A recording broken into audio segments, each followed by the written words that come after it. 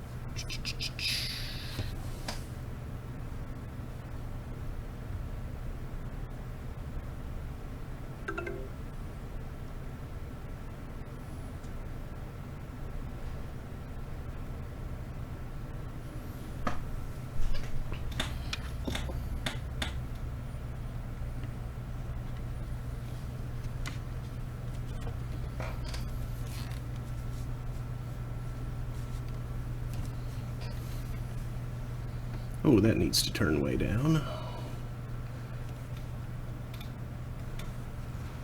Or else y'all will get blasted out.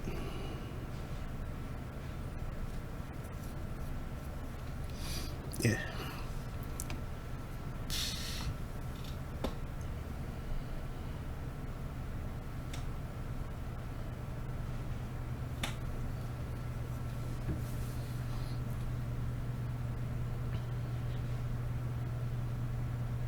And there's APR. Cool. So, hello, Internet. It is 2:06 p.m. on Monday, September 14th, 2020. I'm Mark Amsry, DJ Amstrack, and I am holding court. That is not the channel that I need to be looking at. There we go. So, today I'm going to be continuing Shadowrun Returns. Started it on Friday, and wound up dying in some BTL slumlord, drug lord kind of guy, dying to a hellhound guard dog that he kept. So that didn't go great. But maybe I'll have better luck this time.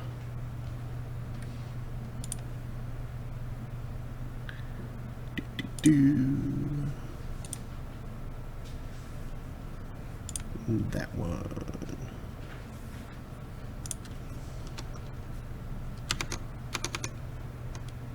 Ah.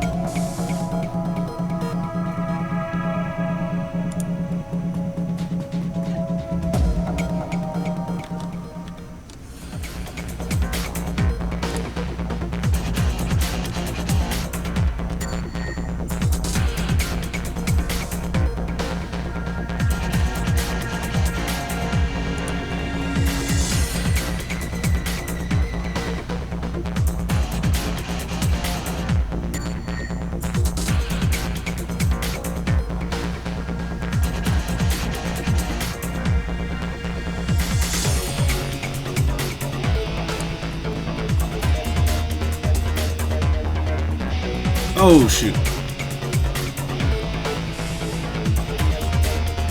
Yeah, it seems like we have the drop on them. That's totally a thing that we have now.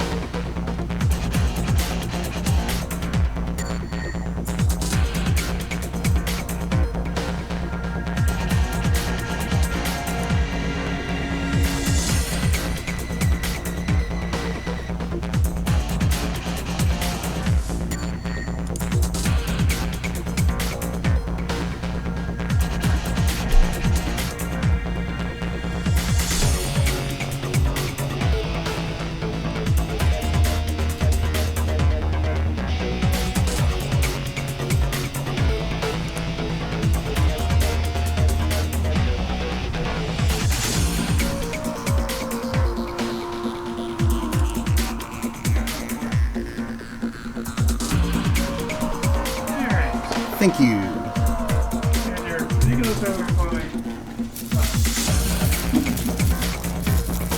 Spoon right here.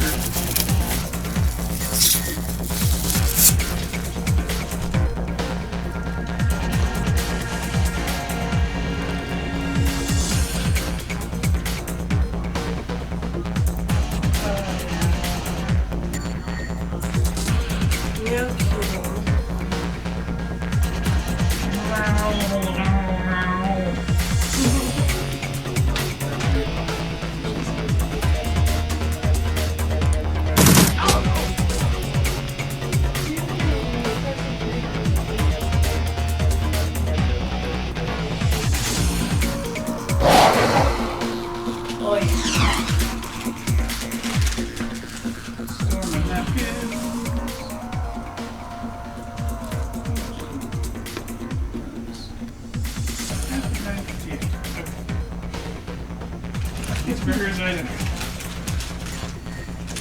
This food is nice.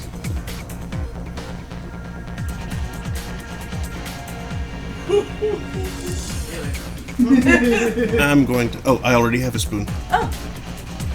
There are multiple spoons. Spoons! Whee! Oh. That stopped in midair.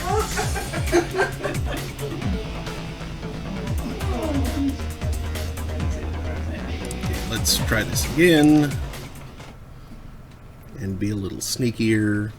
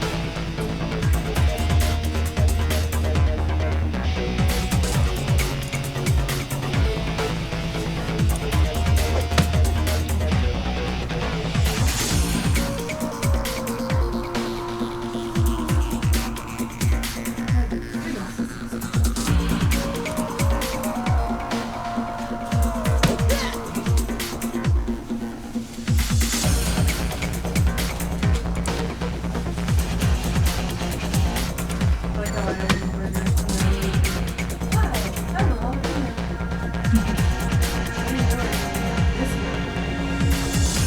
there's a lot.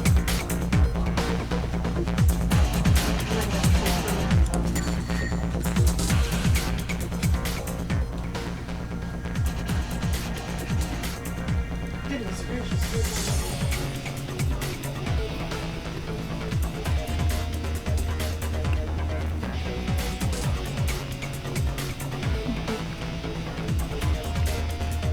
Coyote is badly injured, but she's managing to hold it together.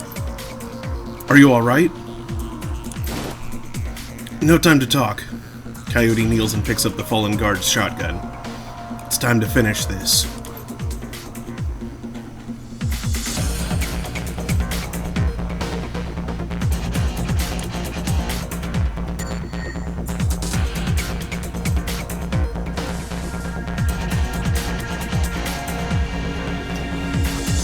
Those places are kind of big, actually.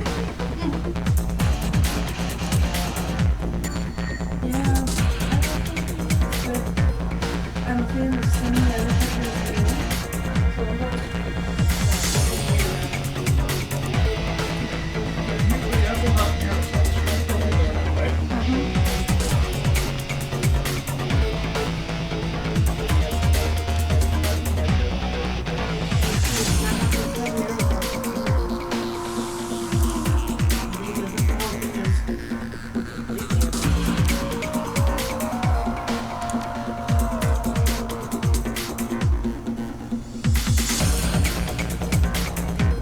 Put so many in there, too.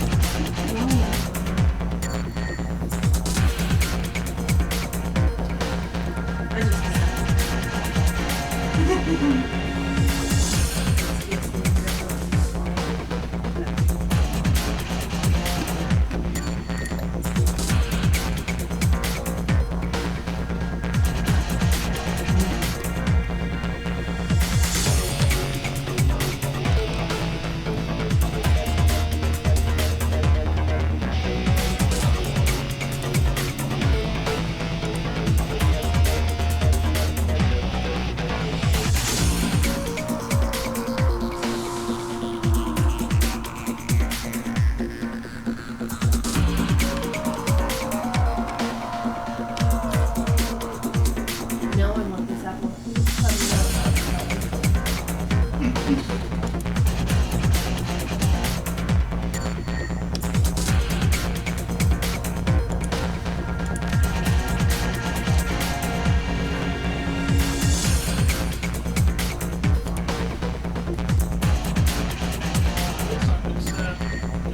road. Oh, wonderful.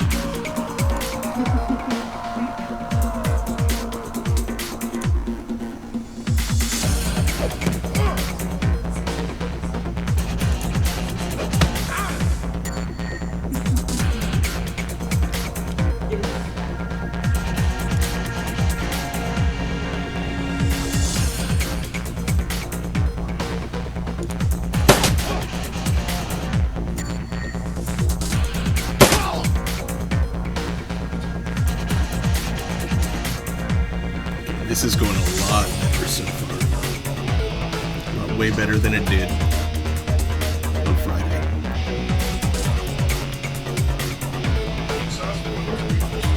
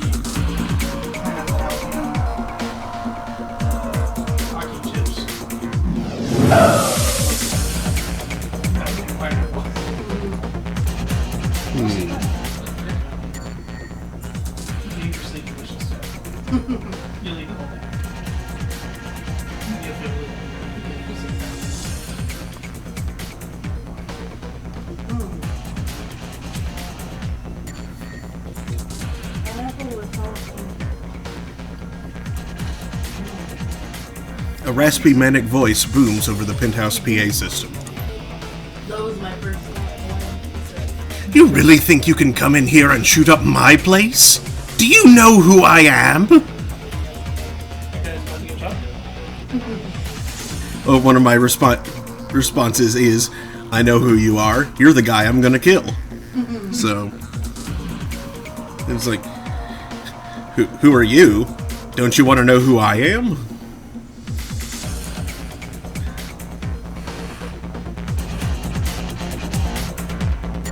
Usually people ask that.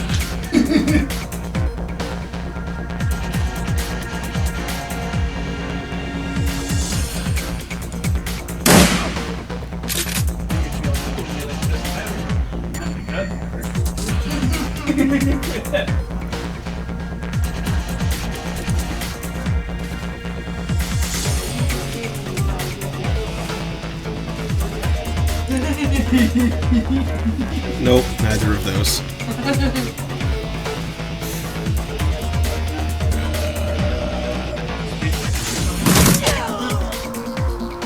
Nice.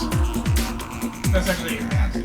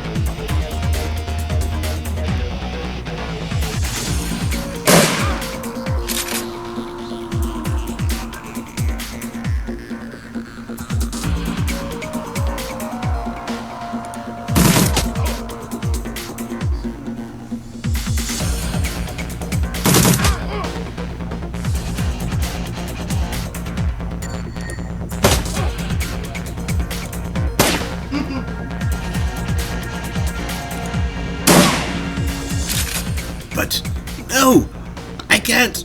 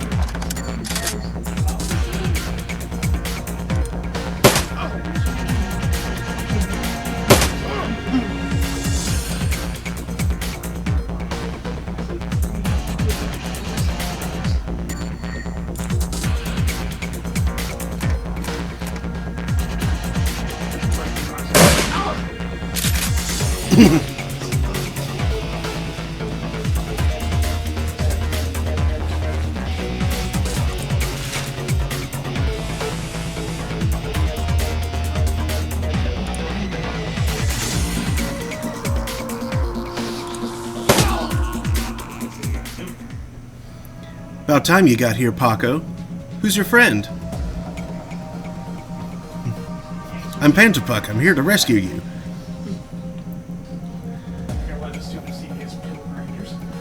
And just another professional. I need to ask you some questions. Not now. Coyote, we need to get you back to the Union. Mrs. Kubota has that med lab in the basement. No, I need to finish the other thing I came here for. I need to find something for Mr. Delilah first. A stash of gems. Delilah? I thought you said you'd never do another deal with that man. Look, Paco, I needed an excuse to come back here and settle some debts. Figured I might as well get paid for it. Her voice is strong still, but her body's beginning to shake. Paco, help her back to the Union. I'll find those gems for you, then meet you there. Coyote looks as though she's about to argue, but says nothing. Come on, Coyote, let's go.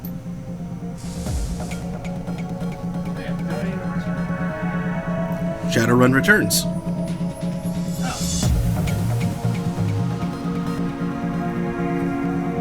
There's a talking coyote in here. No. Also does sound like drunken rats. It's hard to differentiate the pack of coyotes from the nearby crowd.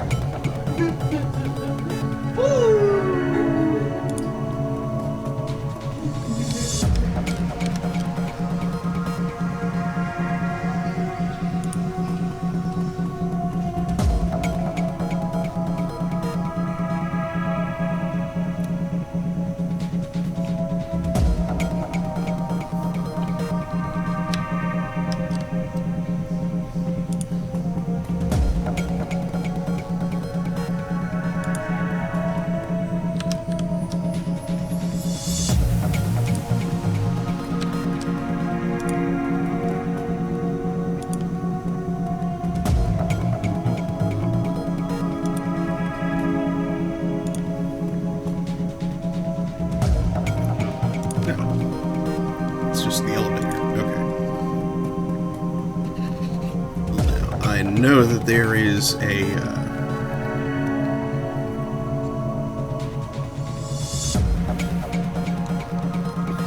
named hellhound waiting in there for me, because that's what killed me last time.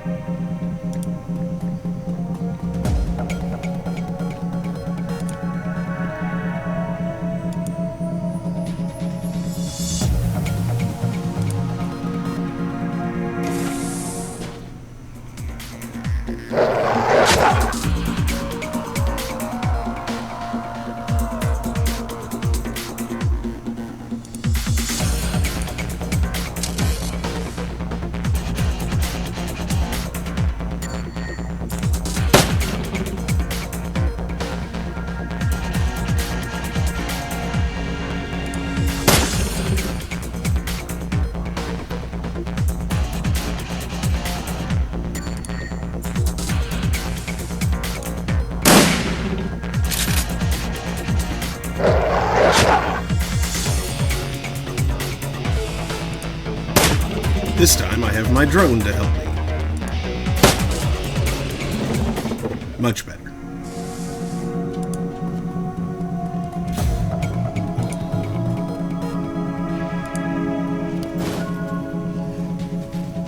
You find a small velvet bag filled with precious gems.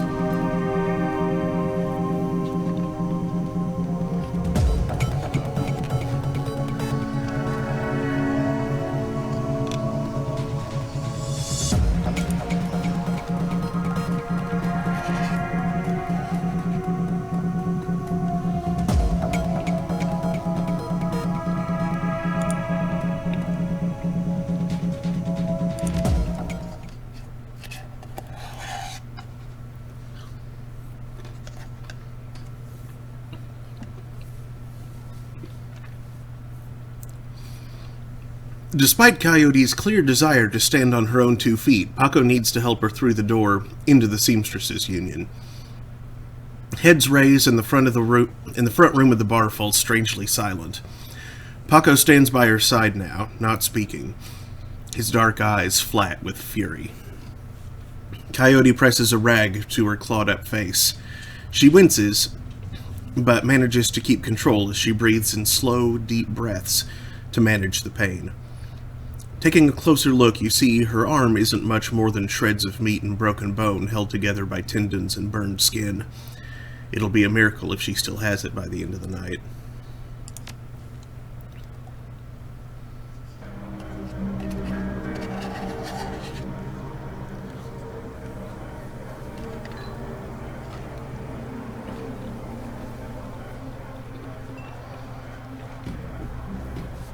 Mrs. Kubota is tending bar herself when Paco walk-carries the mangled and bleeding Coyote into the Union. As soon as the boss lady lays eyes on her missing bartender, the place gets quiet. Fast. By the time she rounds the bar to meet you, Coyote is the color of wet spackle, and there's something new in her eye. Fear. This woman has faced down hellhounds, but the sight of Mrs. Kubota has her staring at the floor and mumbling. "Woman, how dare you miss 2 shifts and then come back and bleed on my floor?" "I'm sorry, Mrs. Kubota. I had a run that went bad." "Soka, I can see that. Your arm is a mess." "Was this your crusade again?" "Do not answer. It will only upset me further. You caused me to worry about you, Coyote, and that distracted me from my business." "Hi, Mrs. Kubota. My apologies again." "Cherry, take her downstairs to Dr. Castle." "Yes, ma'am." "And tell Castle to put something new and shiny where that arm used to be." "Mrs. Kubota, I can't afford a cyber arm." "I am aware of your financial situation. When you are healed, we will discuss the concept of giri, the debt of honor. Now go, bleed elsewhere." "Yes, ma'am."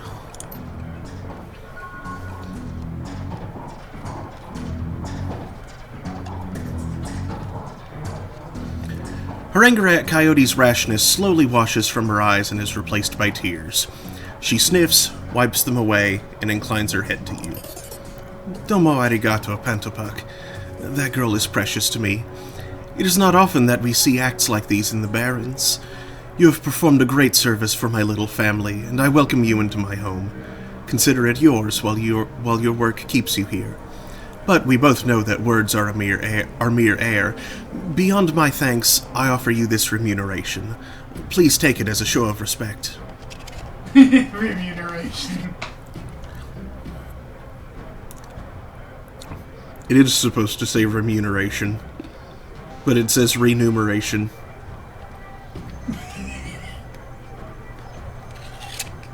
I just think you had the dorkery from Love Saber's Lost. Remuneration!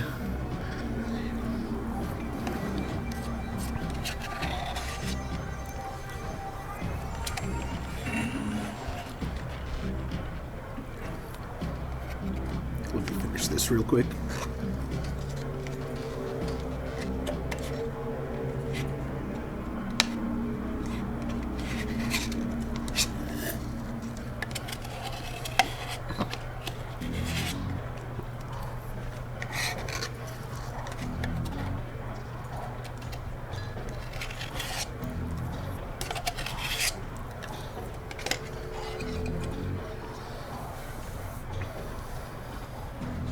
I'm honored, Mrs. Kubota. Thank you.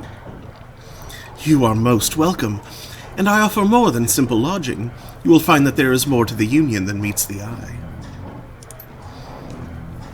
Below us is a small facility available exclusively for discriminating independent operatives like yourself.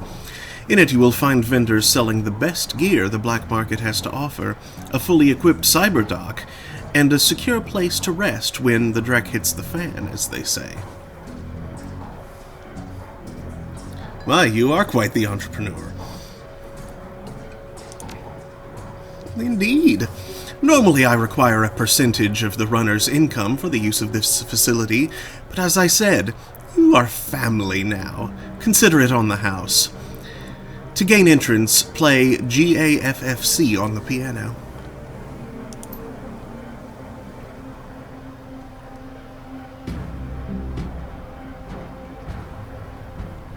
Cool. How else may I be of service? Is Mr. Delilah here tonight? Yes, Mr. Delilah in the back bar. That's usually where he does business.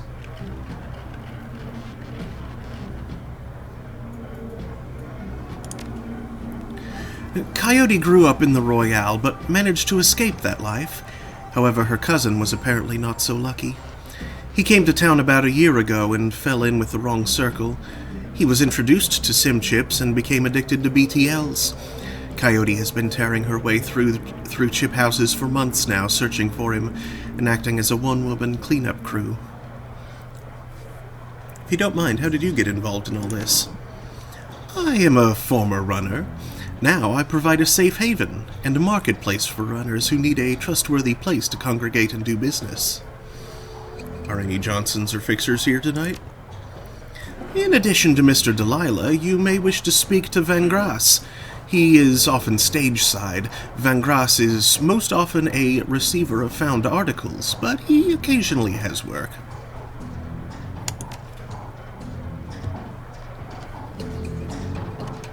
Alright. If you will excuse me, I need to go record my life. Have an ad break to ignore.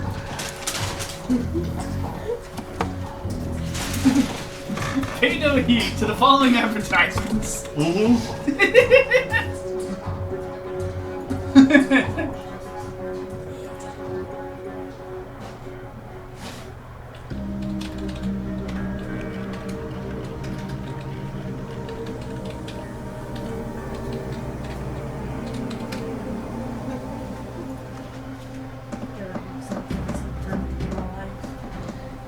Have an average humor.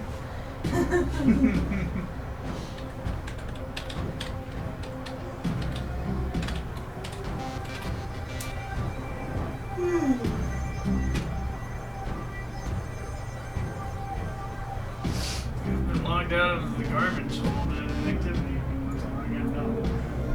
Oh, I can do that. Someone's using it and only admitting that it exists. Oh no. Oh no.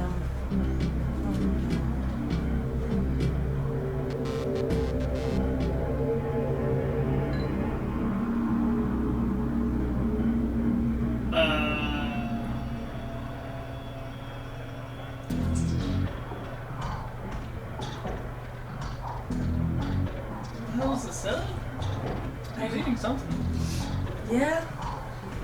Somebody thought it'd be funny to put in his food.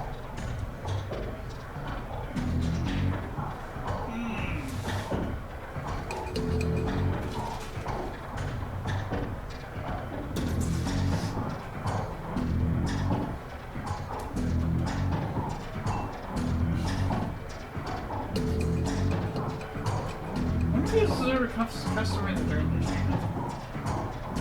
I don't think that was a customer. That looked like somebody that was like at a job. That looks like his desk.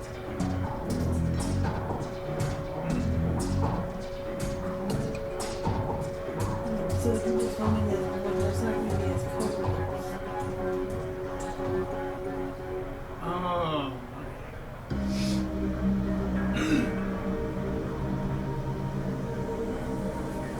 I think he like gotten that from a place where he was like consistently an asshole. So someone put that in his thing. Oh, apparently it was a prank by his girlfriend.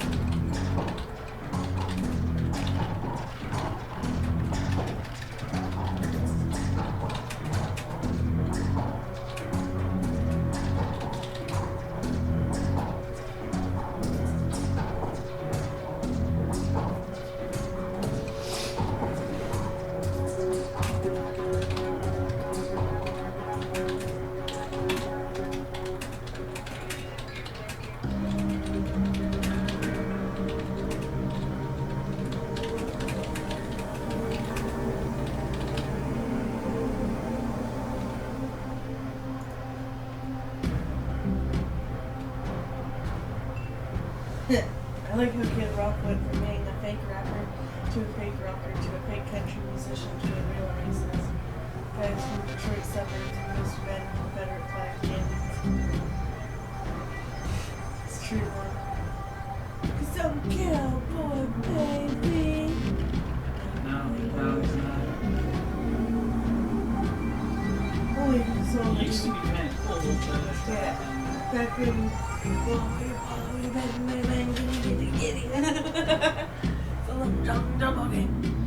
I still have no idea what he was trying to say. He seemed cool when he would like come on like late night shows and such. I think he like did some random showings on Comedy Central shows every now and again. I think he was frequently mentioned. I can't remember. But yeah,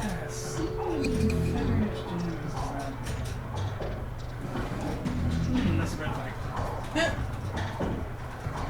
And your other colors on that flag, but that flag itself is.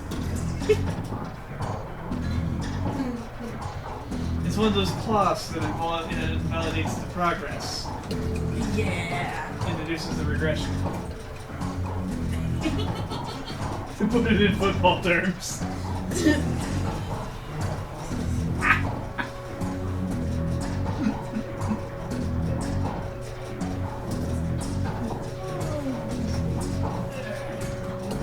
Lawns. To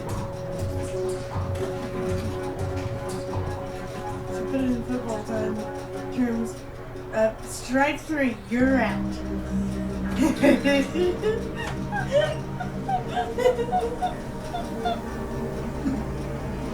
Bottom of the 8th, 5 downs. Okay. Slam dunk.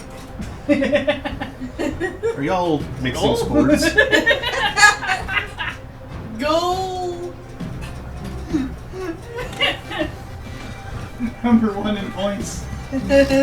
Did the quarterback get a power play? Yes, and then he got a hole in one.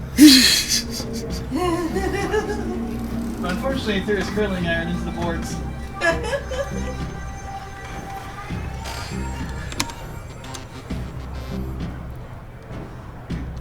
Game. Oh, Resulting in yellow flags being poured into the penalty box. And now his score is low.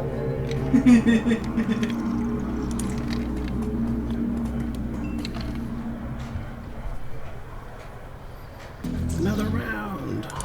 They tried to do golf, but he got penalized for too many strokes.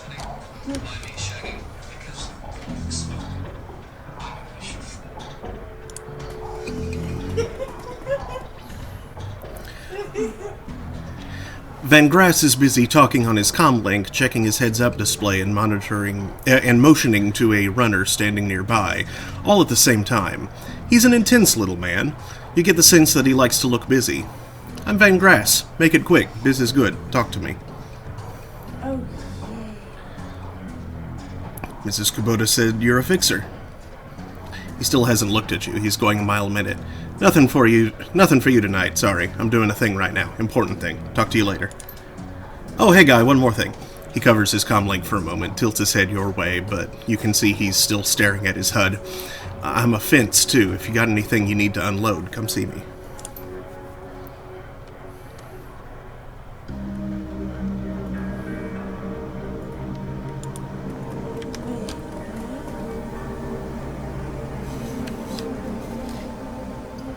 Where is the piano? yeah, I got stuff about my final interview, but apparently I have to download a new app to be able to join it because it's going to be a video. There's the piano. That's fine. I have to download Microsoft Teams.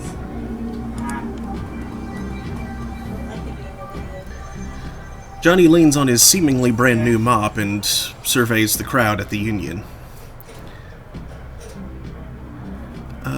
It's kind of difficult to eventually video interviews, but so. Hey Johnny, I'm looking for where Cherry took Coyote. The piano was a little out of tune. Check it out.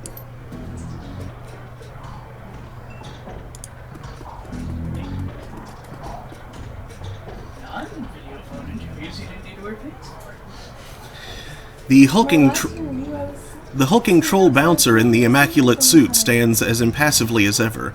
The absence of dust on his broad shoulders is the only real indication that the man ever moves. He nods to you when you approach. Evening. I see Coyote is back, looking only a little worse for wear. We have you to thank for that? The having her back part, yes. You have the gratitude of everyone here, especially mine. Couldn't stomach losing anyone else so soon after what happened to Sam. You're just a big old sheepdog, aren't you? Not the comparison made of most trolls, but I'm happy to defy expectations. Mind if I ask you a few questions? Haven't minded so far. You hear anything else about Sam's death? People are saying it was the Ripper, but people say a lot of things about what they don't know, or what they don't understand. How long have you been working for Mrs. Kubota? I crawled in here after I awoke. Mrs. Kubota took me in and gave me a job. I've been here ever since. Do you have to pay extra for a manicure on hands that big? It's not the size they charge more for. It's the blood under the fingernails. I should be going. Catch you around.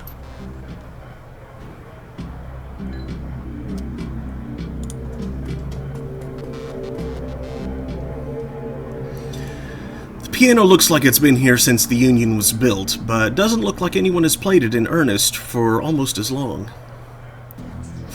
Inspect the piano, play chopsticks, play the password, or leave the piano. Inspect it. The piano seems normal until you notice that it is very rigid. Upon further investigation, it's because the piano is bolted to the wall. A close look at the floor reveals skid marks, indicating that the piano slides to the left. Ew, skid marks under the piano. That's worse than skid marks in the toilets. Play chopsticks. You're a natural. You should give up Shadowrunning and become a touring pianist. Johnny does not look impressed. As you slowly peck the notes out on the keyboard, they spark a faint memory of wonder, immediately forgotten as the entire piano slides to the left, revealing a hidden staircase.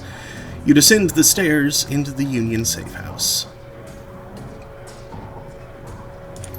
I like that subtle nod to the switch mechanism. Piano's a little out of tune.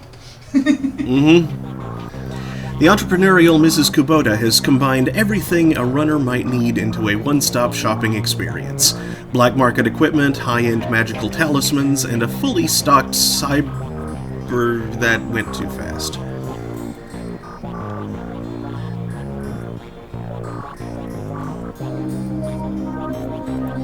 Dr. Sarah Castle. That's an arm.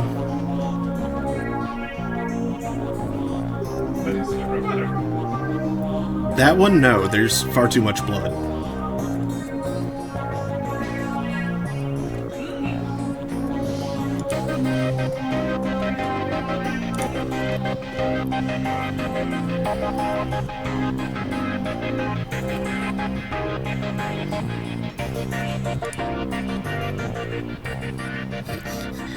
Make it quick, I need to operate.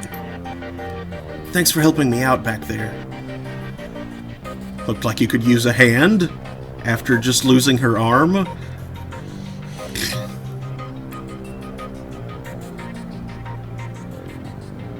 Null Sheen, you should be okay now. We'll see. It's gonna take years to work off this debt. Okay, folks, I'm going to have to ask you to sit in the waiting area. Watch some Trivet or something. This young lady and I have work to do.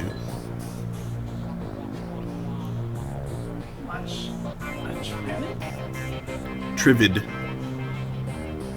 Oh, okay. Not a trivet. I thought she was telling you to watch a Trivet. I'm like, what? No. Take it easy, Coyote. We'll be here when you wake up. Who said anything about me going to sleep?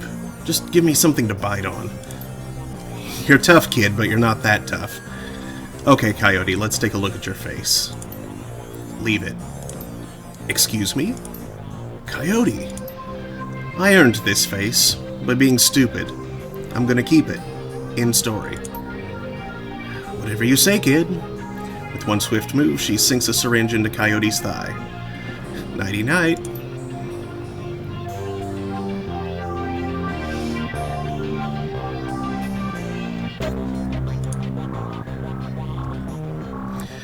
Coyote looks both better and worse than you last saw her. All the gaping holes are plugged, and she's sporting a shiny new cyber arm.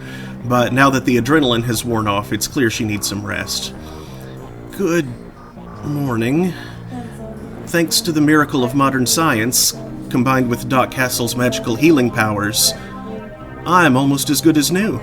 Better, really. Can I talk to you for a few minutes, Coyote? About Sam? Sam Watts? What about him? Sam's dead. Holy Drex. Sam? I can't say I'm surprised. He was on a downward spiral for a long time. What can I tell you?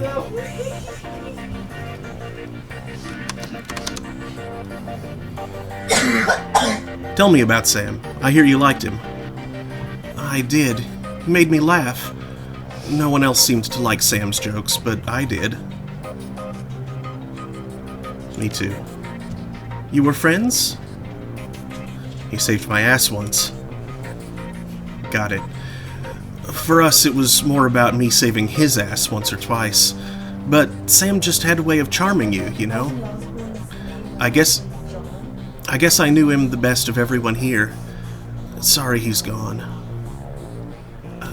Let's see. You served Sam the night he died. What do you remember about that night? It was a pretty average night. Regular crowd, as I remember. Sam was drinking with a guy named Armitage. Jake Armitage? Yeah, you know him? Met him. He's a charmer, too. She bites her lower lip. I like gingers. Anyway, Jake and Sam were having a few... Well, Jake was having a few. Sam was tossing him back, but good. Eventually he got loud, the way he sometimes did when he mixed drinking and who knows what, and Mrs. Kubota wanted him ejected. Mr. Kluwe wasn't around, can't remember why, so she asked Jake to do the honors. Jake dragged him out the back, into the alley, and that's the last time I saw Sam. You said he got loud. Do you remember what he was saying? She thinks. Standard Sam Drek. How he grew up rich and didn't deserve this. How he hated his mother. How he loved his mother. It was pretty pathetic stuff. Did Sam have any enemies? Enemies? That's hard to say. Sam partied hard, and when he did, he ran his mouth off pretty good. Got his ass kicked on more than one occasion, but no, I don't think he had any enemies. At least none that I'm aware of. Where did Sam live? On the streets, mostly. He'd occasionally convince someone to let him flop on their couch, but he'd always overstay his welcome and get kicked out after a few days. Sometimes I'd sneak him down here so he could crash in one of the bunks. He used one the night before I saw him last. How bad was his drinking? If it was just the drinking, it would have been. If it was just the drinking, it would have been bad. But Sam wasn't the monogamous type. He dabbled in everything: booze, chips, drugs. He loved the nitro, whatever he could get his hands on.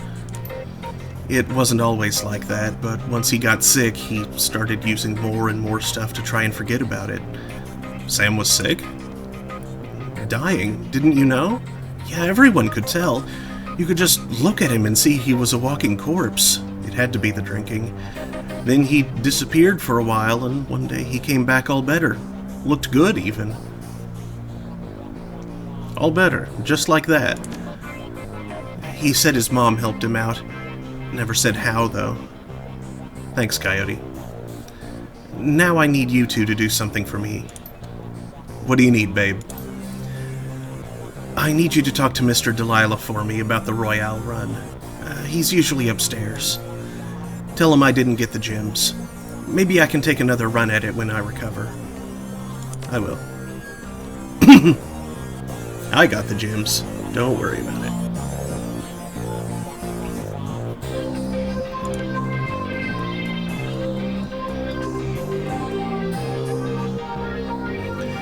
The bunk is a mess and reeks of booze. Searching through the sheets, blankets, and pillow, you find an old photograph that has seen a lot of wear. Look at the image on the photo. The picture is of a blonde boy and girl, both about age 14, sitting on a dock on the edge of a lake. They appear to be twins. The boy has his arm tied around the girl's shoulders and is mugging for the camera. The girl is planting a kiss on his cheek while making rabbit ears behind his head with her fingers. Check the back of the photo. Written in a woman's hand are the words, Sam and Jessica, Lake Sammamish State Park, Summer 2040. Pocket the photo.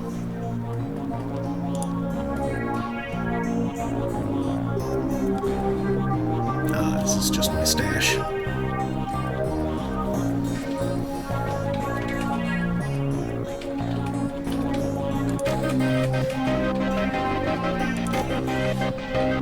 I have 13 unspent karma. I should do something with that.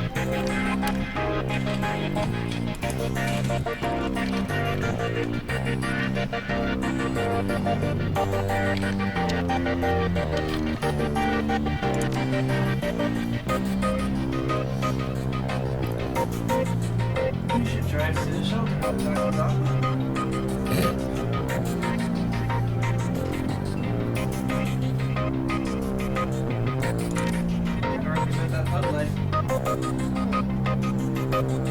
Daniel.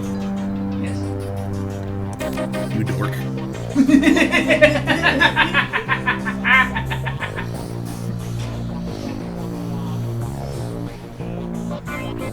You know what, I'll just spend it all on raw intelligence. I thought you were gonna say you're gonna fail on 23.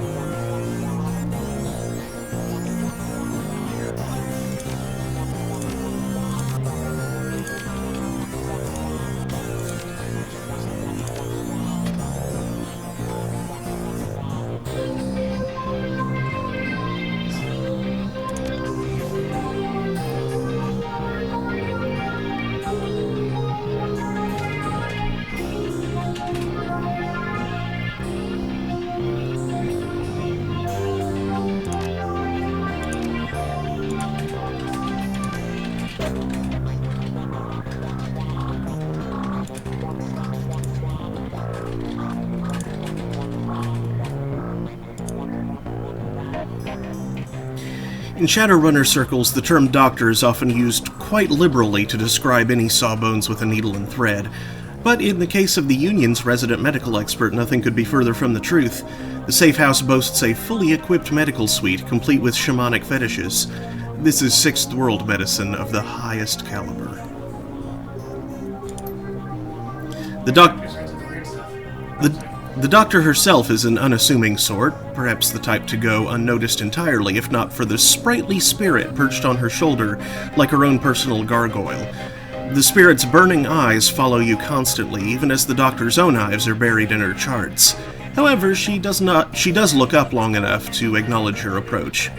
I'm Dr. Castle. I understand you were instrumental in bringing Coyote back to us. Thank you for that.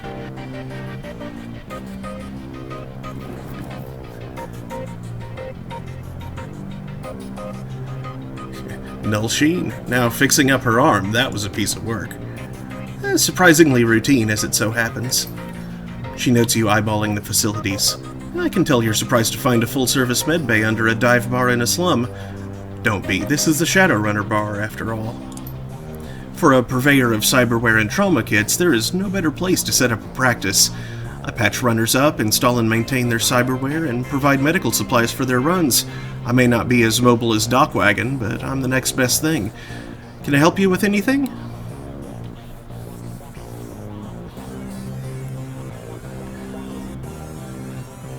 I see shamanic fetishes. You a shaman too? Well, while modern medical technology makes surgery less disruptive than it used to be, it's still an ordeal for both the body and the spirit, requiring extensive recuperation to properly heal. I am trained in the ways of the spirit world as well as the scientific world. I do my best to heal the whole patient.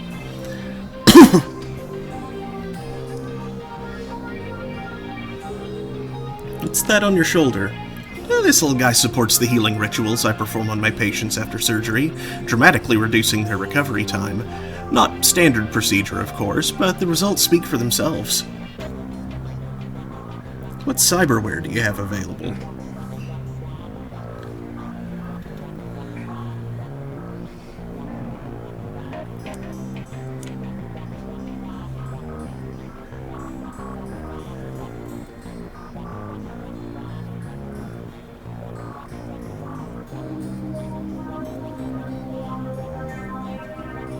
Cyberleg.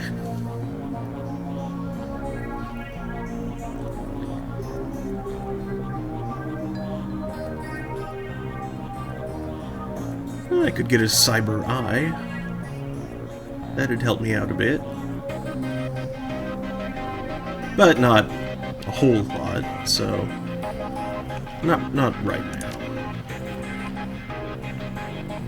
Tell me more about trauma kits. Trauma kits are fully automated stabilization units that include a defibrillator, spray-on synthetic skin, and medical nanomachines. They can save a runner's life if you move fast enough. So if you're bleeding out, one of those can get you back on your feet? Exactly, but you have to be quick. This is Doc Wagon's own field tech, but even their stuff has its limits.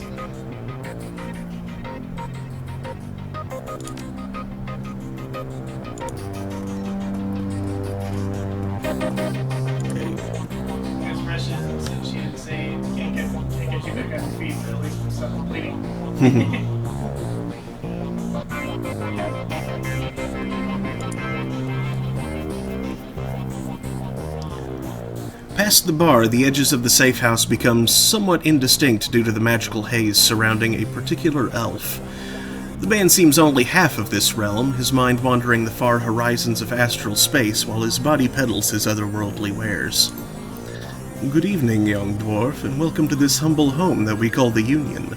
I am Algernon Halfdream.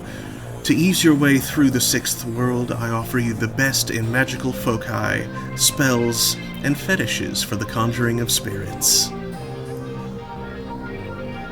Another time, Algernon. Eric Mersman.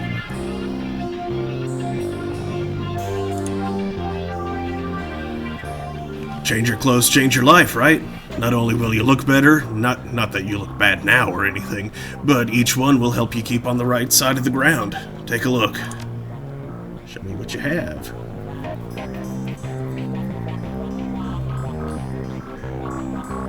Well, like I said on Friday, the tourist look is pretty much exactly what this character looked like in my brain in that one game. So, I'm keeping that. T.B. Gruberman. Theodore Buster Gruberman is a well-groomed orc dressed with a precision that suggests the straight lines of a military officer's uniform. His hair is cropped short, high and tight, as they say, and the neatness this presents is only compromised by the uneven tusks protruding from his mouth. The only other defect in this picture of perfection is the man's cybernetic right arm, which is obvious enough to be noticeable, but not so obvious as to ruin the line of his suit. When he speaks, the orc's voice is soft and thoughtful, and he talks almost exclusively in numbers. Calibers, ranges, rounds per second, arc of fire, razoring factor, tensile strength, and, of course, price. Bunker Buster Gruberman, at your service. Friends call me Buster. So, I also answer to Sergeant, Sir, and even Theodore on occasion. Anytime you're in the market for firearms, ammunition, or ordnance, I'm your man. How can I help you? What exactly do you sell here? Things that go bang in all shapes and sizes, plus other odds and ends on occasion. Consider me your own personal armory. All weapons are guaranteed to meet strict UCAS, military spec, or your money back. In addition, I can handle routine maintenance, repairs, and upgrades if you so desire. And if that wasn't enough, I also teach a safety and instructional course every weekend. This week we're covering bayonets. Mark my words, they're making a comeback. So what can I get you? Let's take a look at what you've got.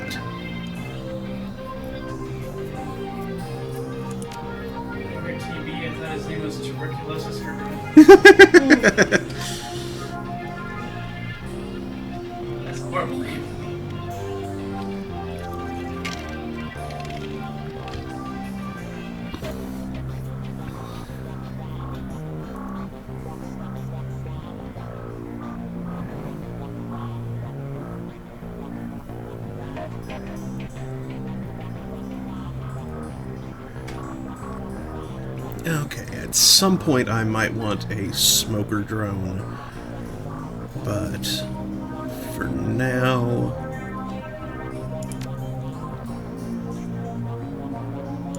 I'll save my money in case I find something that I really need.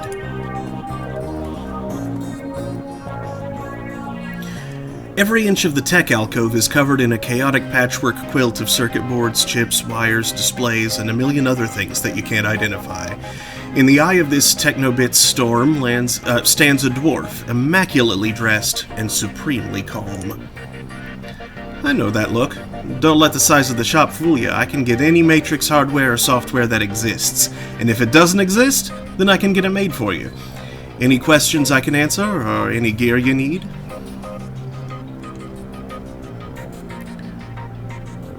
Sure, let's explain the flavor for any viewers who aren't familiar. What's a deck? You jack into the Matrix, or in the context of a run, when you jack into the local node of the facility you're in, the deck determines how many programs and ESPs you can carry and the firepower of your base Matrix attack. Decks have IP. When a deck's IP is reduced to 0, you'll get booted from the system, and it'll hurt. It's a program.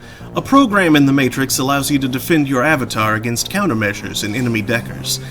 There are a wide variety of different programs for attack and defense at different power levels. As you progress as a decker, you can use more powerful versions of these programs. It's an ESP.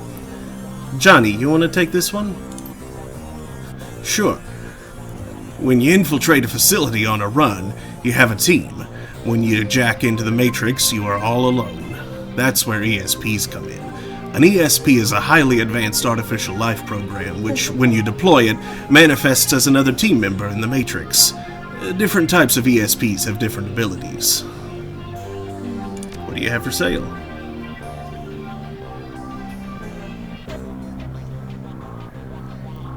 Well, I'm not a decker, so this guy's unlikely to have anything too terribly helpful to me.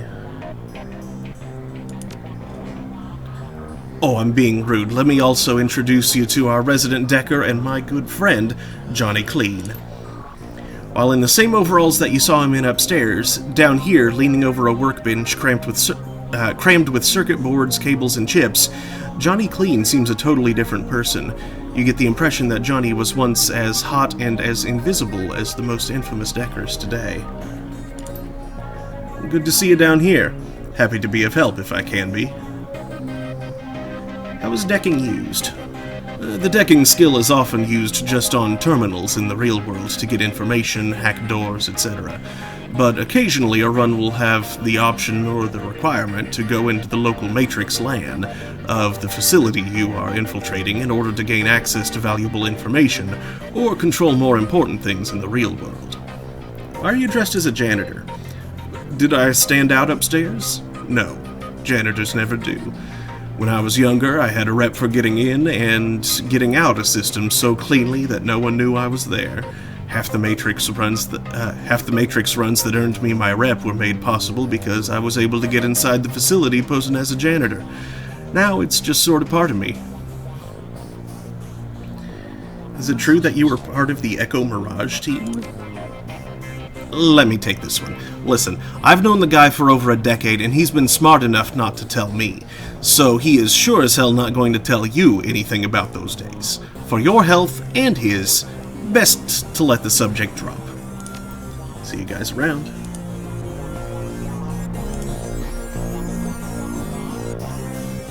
Be careful out there.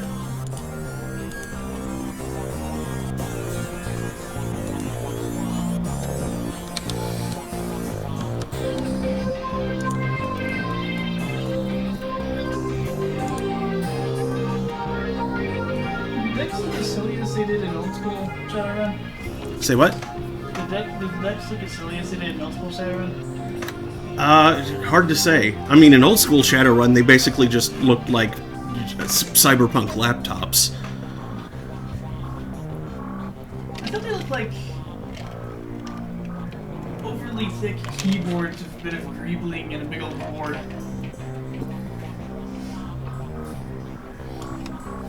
Or, you know, like the, if not laptop, those old portable computers. The predecessor to the laptop. It's like a keyboard that thought it was a surfboard or something. You're back.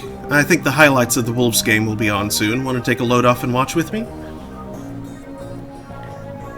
I found something in the bunk Sam was using. Yeah? Great. What was it? A photo. Did you know Sam had a twin sister? Yeah, I did. He mentioned her once or twice. It didn't sound like they got along that well. He was rambling on about her the last time I saw him. By that point, he was completely gone. I really couldn't follow what he was saying, but he sounded miserable. Your comlink chips and the screen shows John Dresden, the coroner from the organ grinders. He doesn't look happy. Dresden, you don't look so good. Never mind that. I'm fine. Listen, I'm at the NTSB investigation facility down on the docks with the corpse of what looks like another Ripper victim. If you want to check this out, I would get here fast before McCluskey does. Thanks for the call. On my way. The image on your PDA dissolves as the call ends. Another Ripper murder? Where? The docks. I've got to go. Okay, listen. I want to help. You dragged me out of the Royale before. Something bad happened. Worse than getting my arm torn off. And Sam was my friend. You head to the docks, and I'll see if I can track down Sam's sister, Jessica. She might be able to help us. Thanks. I appreciate the help.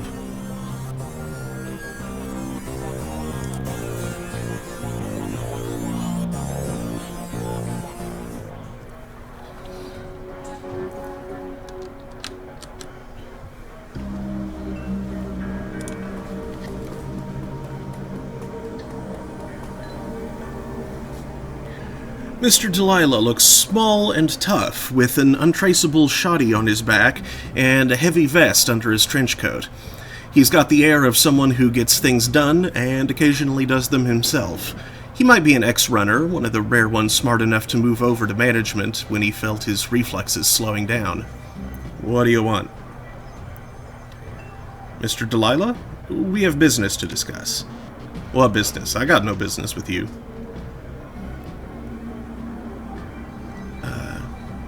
We're with Coyote. She's indisposed at the moment. At the mention of Coyote, he finally gives you his full attention.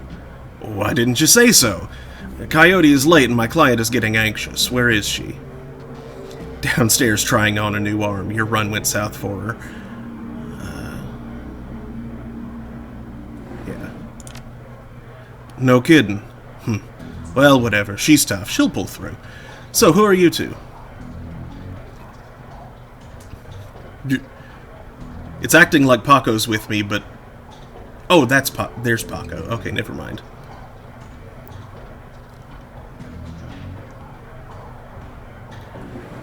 Pantapup. He's Paco. Great, we're all introduced. Now give me my stones. Yeah, give him all the stones. In an instant, there's a jeweler's scope on his eye. Moving quickly through what appear to be the most valuable stones, he stops when he finds what appears to be an ordinary pebble inscribed with Hebrew characters. That's the one. He pockets it. Okay, you done good, but you're late. And Coyote knows that in this case, late equals no payment. But I'm feeling magnanimous tonight, so you guys can keep the rest of the gems as your reward. Deal. Mr. Delilah looks you up and down, takes you all in. Listen, you look like the sort of man who might run a crew of your own one day. Might need a little talent. When that happens, you come to me, I'll set you up. He dismisses you with a wave. Looks like you impressed him. No offense for those gems. Van Gass, follow me. Maybe in a bit.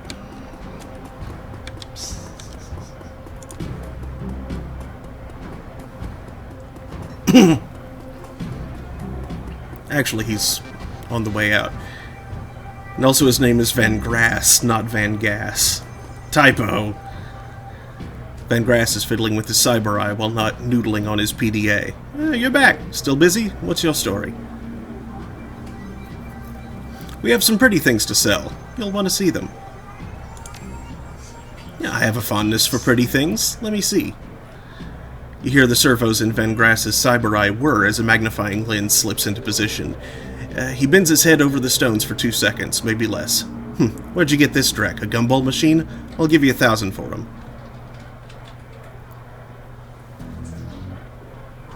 If I had Charisma 5, I thought you said you were a busy man. Or Strength 6, look into my eyes, Van Grass. Or Etiquette Academic, did the software in your HUD appraise the value of the stones? I don't have any of those, though, so, I'll think about it. Suit yourself. I'll come back to you later. For now, though...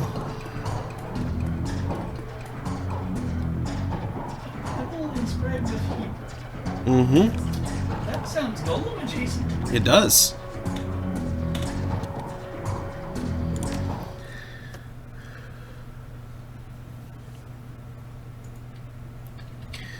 Leaving the Seamstresses Union behind, you head to the docks. The Ripper killed Sam, and maybe he or she slipped up with this latest victim, left some useful evidence. Only one way to find out. South Seattle's your typical industrial area. Grit, grime, and gray. The rain doesn't help matters any. Layers of dirt mixed with abandoned wooden pallets, repurposed into makeshift furniture for the day workers. Garbage collects in the gutters of the broken-down street. Disreputable is this district's middle name. Your destination, the National Transportation Safety Board warehouse, is located on a...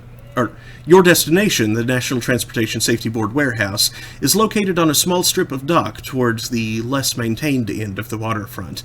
Despite the presence of those who linger in such places, it's quiet as you approach the gate.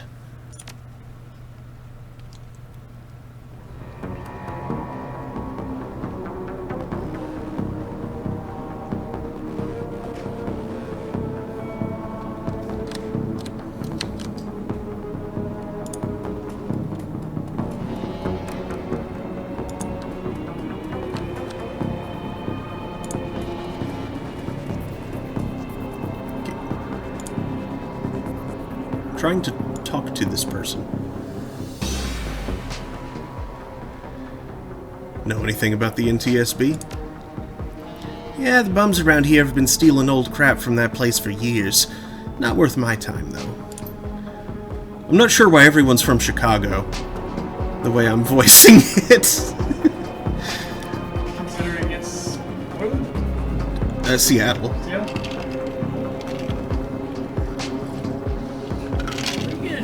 Chopped salads and scrambled eggs.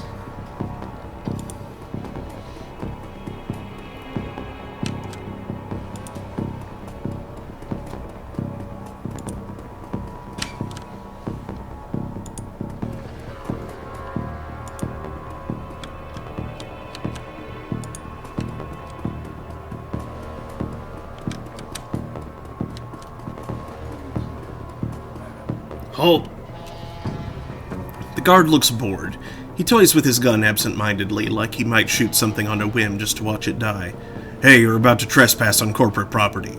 You looking to get dusted, street scum? I'm working with the coroner, Bronze. Open the gate.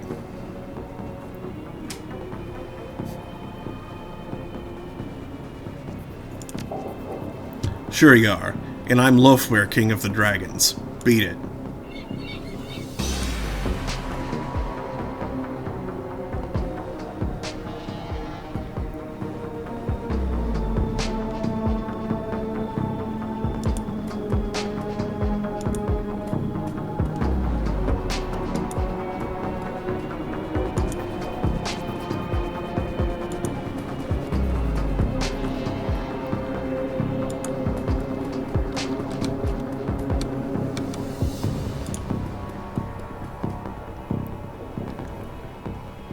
There's a gap between the fuselage and the building that just large enough for someone of your stature to crawl through.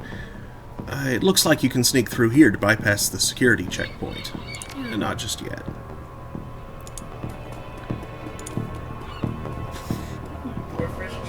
Hey, that's mine! Who raised you, pack of wolves? That there ladder is rightfully mine. Can I borrow it for a few minutes? 5, eh? Sure, maybe that noodle machine is still working.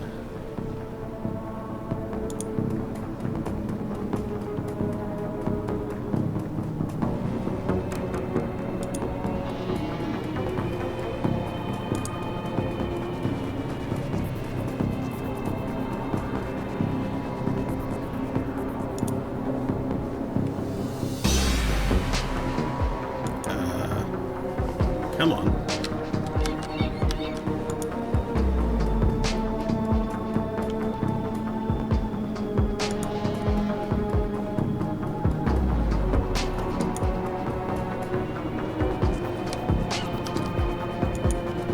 Come on. This interaction is busted.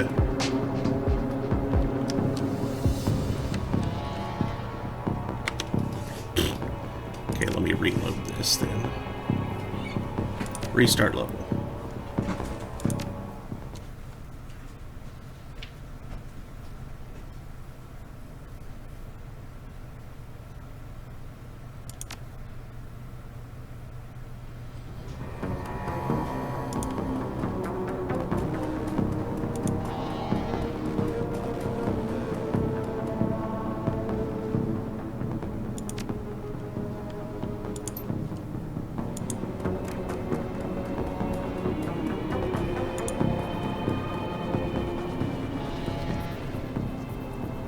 I'm here to see the body at the NTSB warehouse.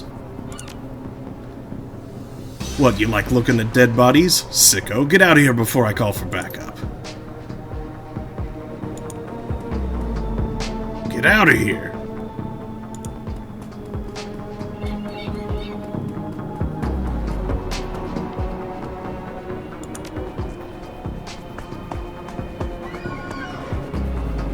There we go.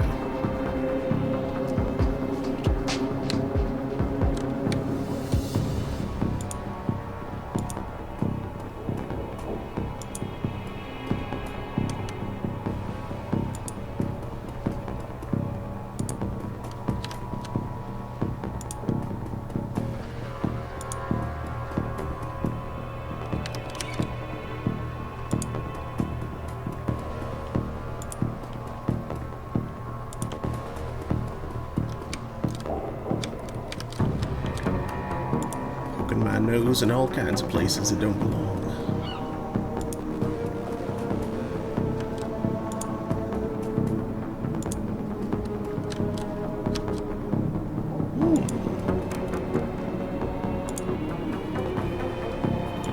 And it looks like I might get rewarded for my curiosity.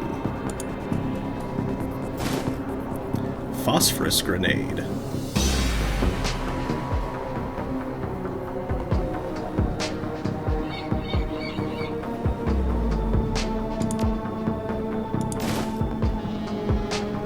Concussion grenade.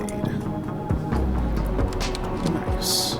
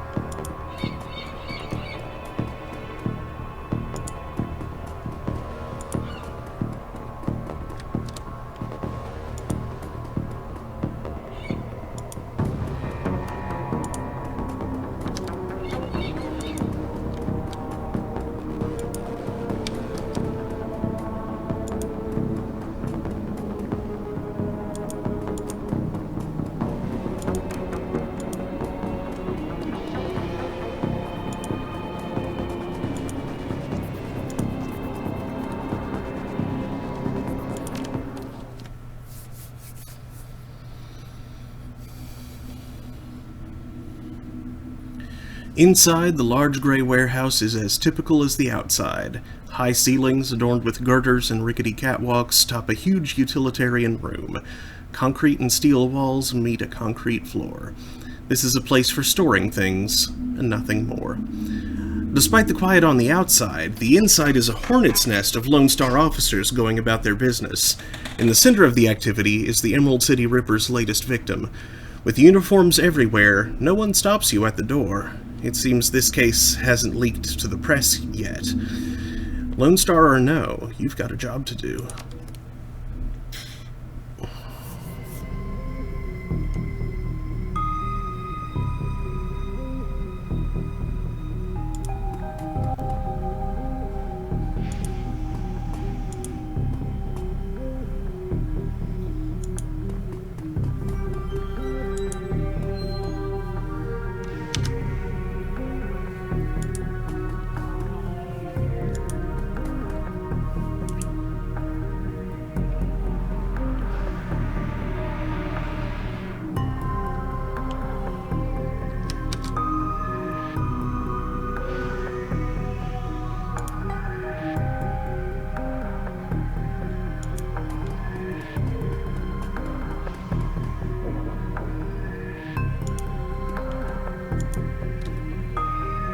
The door is locked, but you might be able to bypass it if you could get under the maintenance panel.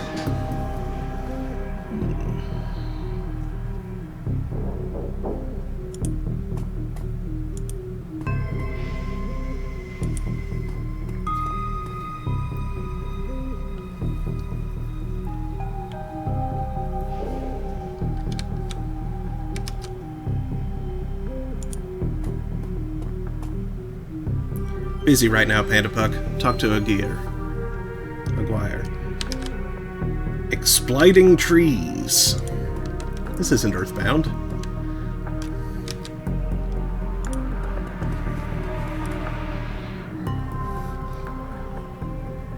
You again. How'd you find out about this murder? The press hasn't picked it up yet. Again? I haven't met you before.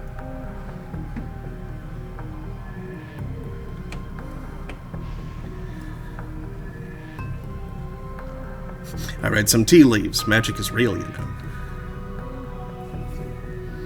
I have my sources. Listen, officer, I'm just trying to do right by my client. Mind if I look around?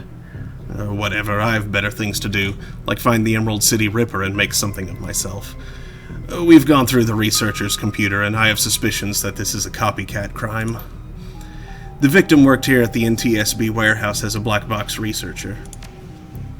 The National Transportation Safety Board. This warehouse is used to go over the wreckage from plane crashes to try to determine what happened. The Vic was in charge of their highest priority investigation at the moment. We've gone through the victim's computer, and his case notes indicate he was selling secrets. Idiot kept records. Scientists don't make good criminals. Tell me about it. Some runner like you probably offed him to cover up his courtmaster's involvement and tried to make it look like a Ripper killing. Here's the office key. Check it out for yourself if you want.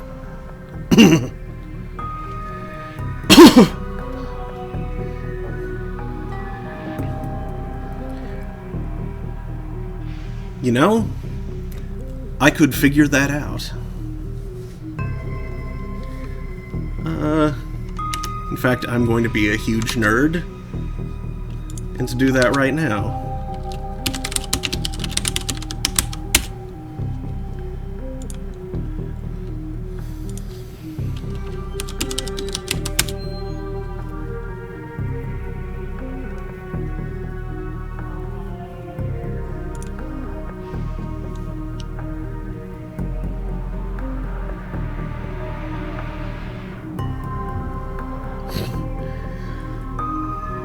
So, are you sure that they fixed it? Like, I hope it is actually fixed and they just haven't told you, but,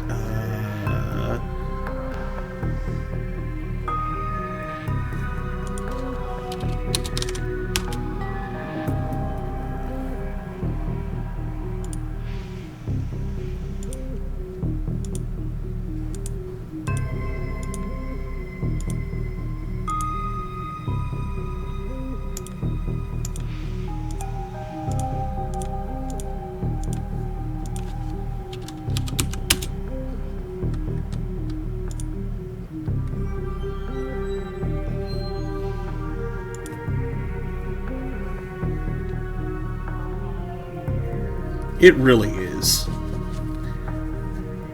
I hope they feel how unprofessional it is and do something about it.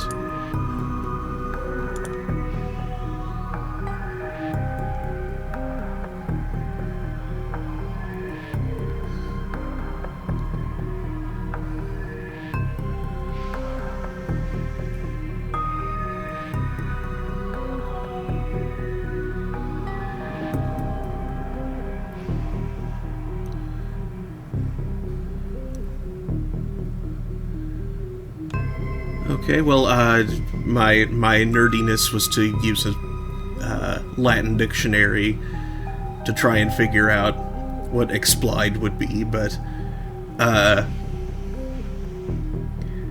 while...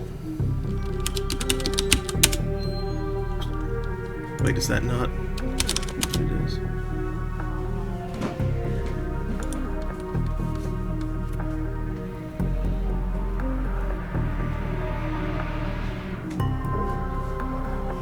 There's Plodor. Yeah.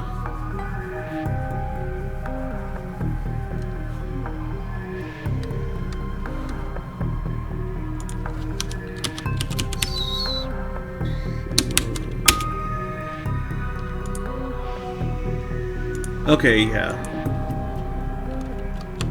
So yeah, Plodo is to clap, strike, or pat. Explodo is to chase off. Yeah, to scare off, to reject, to cast out. Which is not explode, but that's where the word comes from. I was looking up to see if, like, Pledo or Pledeo were words, but there is apparently no Latin word that begins P-L-I-D, so much for that.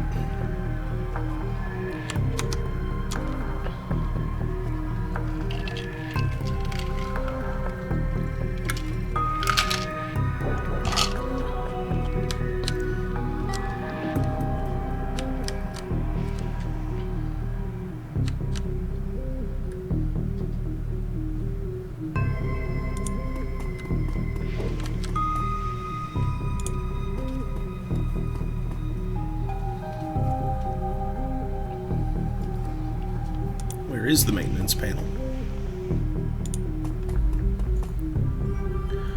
Pantapuck, still looking for the dead man? As you can see, we've got another Ripper victim on our hands.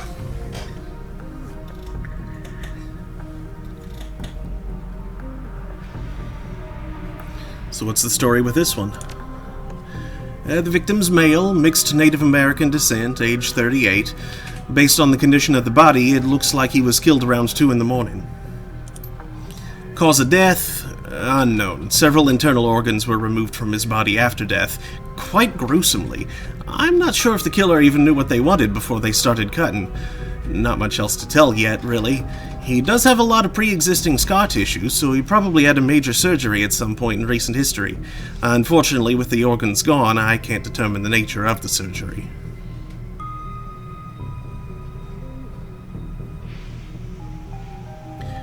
Nice hole where his chest was. So, what was on the butcher's shopping list?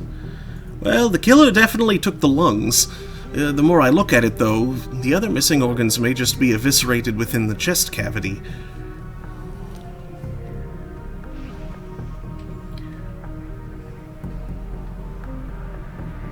Sounds like the Ripper is taking a different trophy from each victim. Sam's liver, this guy's lungs. Any theories? Sorry, I don't do theories. I'm just a scientist who happens to prefer dead people. However, while there was massive damage in the chest cavity, I can see that the victim's lungs were transplants, which is interesting since another victim's missing heart was also a transplant. It's an organ repo?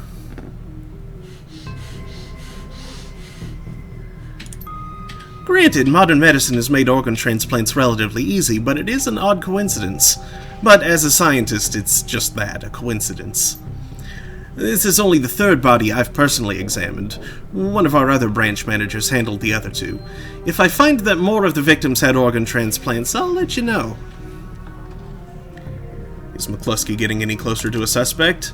McCluskey couldn't find his ass with both hands. Don't tell him I said that, though. How's Officer Aguirre doing on the case? He seems like a real go-getter. Aguirre would love to solve it before McCluskey and get his gold detective shield. Plus, he'd love to see McCluskey suck it in front of his superiors. He's already tried to bribe me to keep information from McCluskey and slip it to him. I'm inspired by the tireless pursuit of justice. Did you take the money? Do you have any idea how much this job pays these days, sir? I don't think Aguirre's officer's salary is going to do much to seduce me into helping him.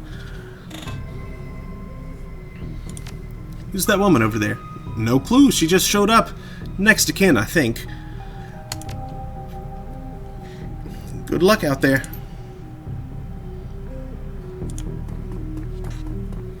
Organ repossession, eh? You're not a cop.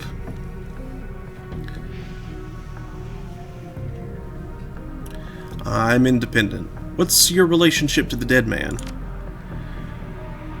The suspicion in her voice and eyes departs almost instantly when the subject turns to the deceased.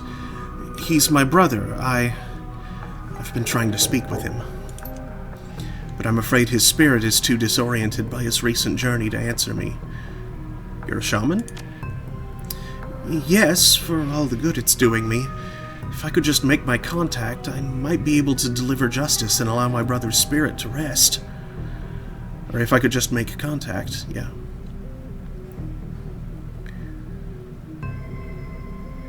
Were there any other witnesses? Not so far as I can tell. Not among the living, anyway. Realization then dawns, bringing the light back into her eyes. But my brother's spirit may not be alone here this night. She closes her eyes and concentrates, droning a low chant you can barely hear. Yes, there are others. Other spirits who may be of help. Her features harden in frustration, as if she's searching for something that remains elusive. Sighing, she opens her eyes and fixes you with a stare. But I can't do it alone. What do you need? This warehouse contains the spirits of plane crash victims trapped between worlds. They wish to help, they wish to be heard, and I think they have something to say about my brother's murder. Lone Star won't let me in there, but you seem to have the run of the place. If you can find personal items that belonged to the victims, I believe that I can summon a spirit to speak with us. I'll need at least 2 such objects. Can you find them for me? I'll do what I can.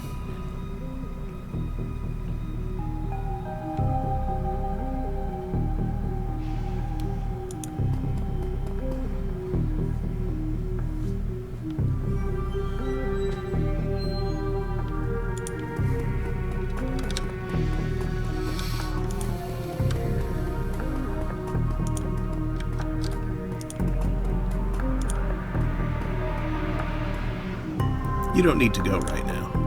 The old poster depicts a svelte young woman posing with an assault rifle.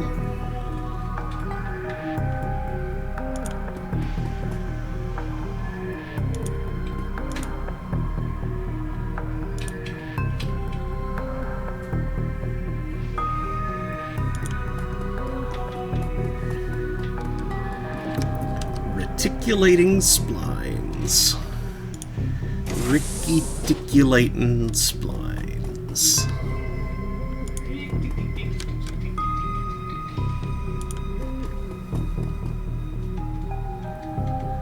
The computer is locked with a 2-factor encryption key. Decking 4, send a dummy token upstream and packet sniff what returns.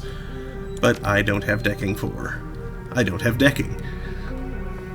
Packet sniffo? What? Packet sniffo returns. No, packet sniff what returns. Oh. This appears to be the victim's locker. The door is slightly ajar. Inside you see several of the dead man's personal items. Inspect the comb. As you reach for the comb, the hair on the back of your hand stands on end, and when you take it off its little shelf, your heart thumps in your chest, hard. This must be one of the items the shaman was looking for. You pocket the comb. Inspect the toothbrush. The blue toothbrush is still wet from being used. It smells of mint and cigarettes. A blue toothbrush. What? Oh. No. A blue toothbrush. Bluetooth connected.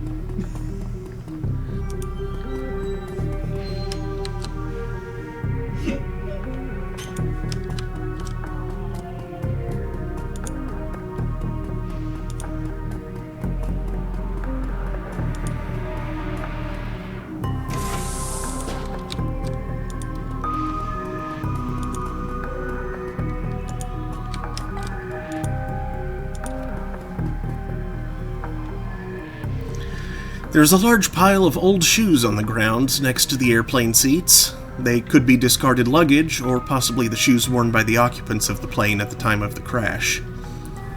Dig through the shoe pile. Sorting through the shoes, you realize that there are 3 shoes with no matching pair: a left blue sneaker, a right red high heel pump, and a left black dress shoe. Inspect the sneaker. The sneaker is a child's and has a musty, sweaty smell. Oddly, you get a sort of shock, as if from static electricity when you touch it. This must be one of the items the shaman was looking for. You take the shoe. Inspect the high heel pump. The pump is a department store knockoff of an Italian brand. It is otherwise unremarkable. Inspect the dress shoe. The dress shoe is a black lace-up with a rubber sole. A gum shoe.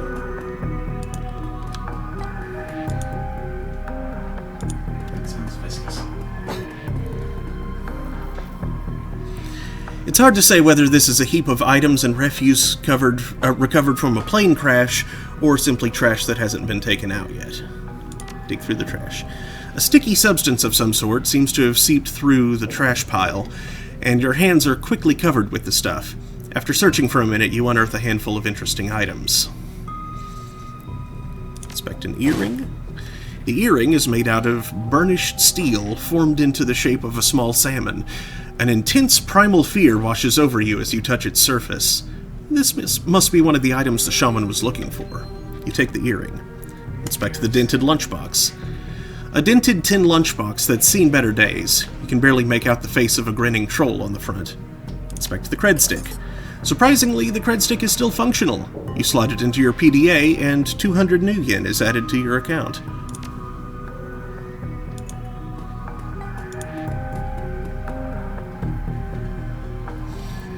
There's an open vent on this wall. It's too small for you to fit through, but you might be able to send a drone through to open the door from the other side. Yeah, send your drone through the hole. Your drone fits through the hole, buzzes to the left, and activates the locked door from the inside.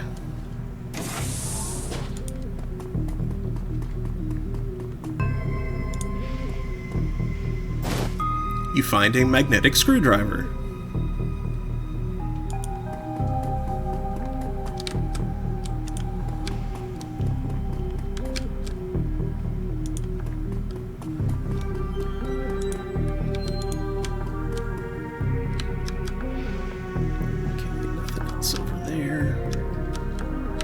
Come back to here. That will take a moment to walk. I'm gonna go record my life real quick.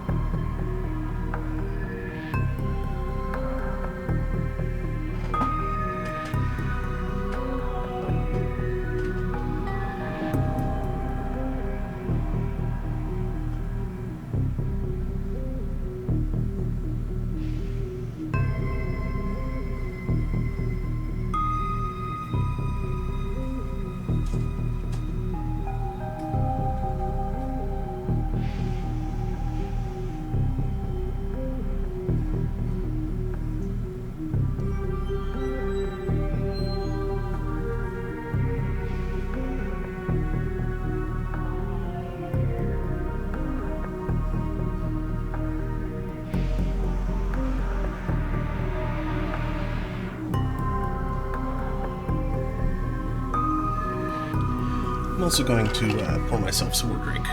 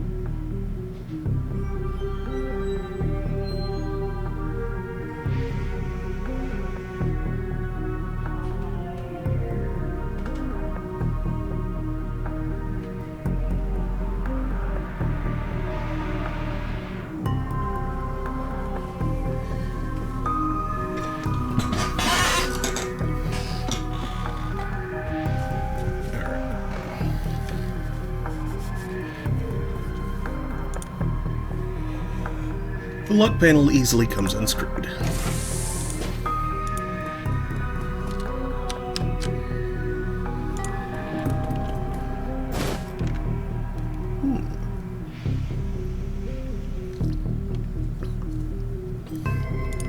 An old diary. At least it's not old dairy. Yeah. We threw that out. It feels as though you have found enough objects. Yes, here they are. You hand her the objects you found. She closes her eyes and chants over them for a while. When her eyes open again, they're filled with tears. Thank you. These items are all I will need. It shouldn't take me long to... What the hell is all this?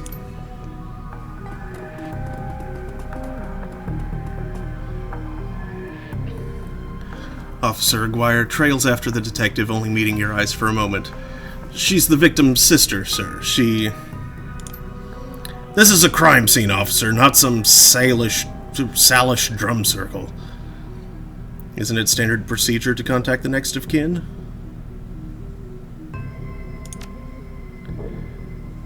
Ma'am, consider yourself contacted. Now get the hell out. Come on. If we stay much longer, I'm liable to do something I'd regret. Or worse, something I'd enjoy.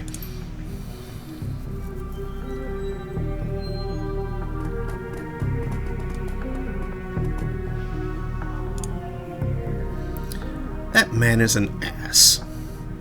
She stares daggers at McCluskey from across the warehouse. But there's no helping it now. I should just be grateful you were able to collect these items before those clods carted everything off. Can we still summon the spirit? Not from here, I'm afraid. Spirits such as these have domains to which they are anchored. We need to get back in there.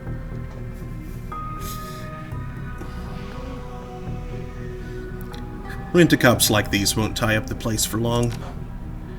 Agreed. I expect it will be clear by nightfall. You sure you're up for this?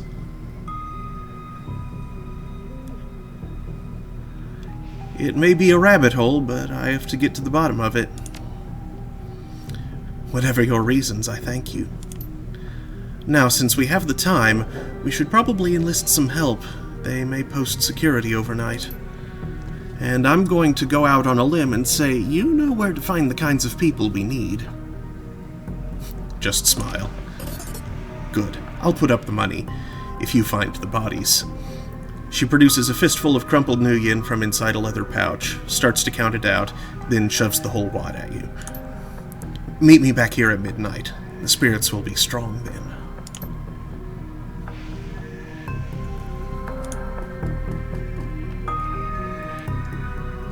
As you start to leave the warehouse, your comlink chirps and the face of Coyote pops on the screen. Coyote looks tense. Ahoy, Pantapuck. You in the middle of something? Just getting jerked around by Lone Star, same old thing. I hear you. Her jaw sets. I don't know if I ever told you this, but I was born in the Royale. BTL pushers like Stevie J ran the squats, ran my world when I was growing up. I remember. She looks relieved. Whiz. I have a cousin, Gino, who's been missing for months. He hit the sprawl about a year ago and immediately fell in with some tweakers. Bad guys. They hooked him on high-amp dream chips and started using him for all sorts of dreck. I tried to help him, but he pushed me away. Then he disappeared. I've been shooting up BTL labs ever since, trying to find him. I'm guessing you have a new lead. It's not a lead. Her face lights up. She's running hot, has a serious edge. I know exactly where he is this time. Got an old friend who eyeballed him herself. I'm on my way. Paco's with me, but we could use another hand. You in? I need you right now.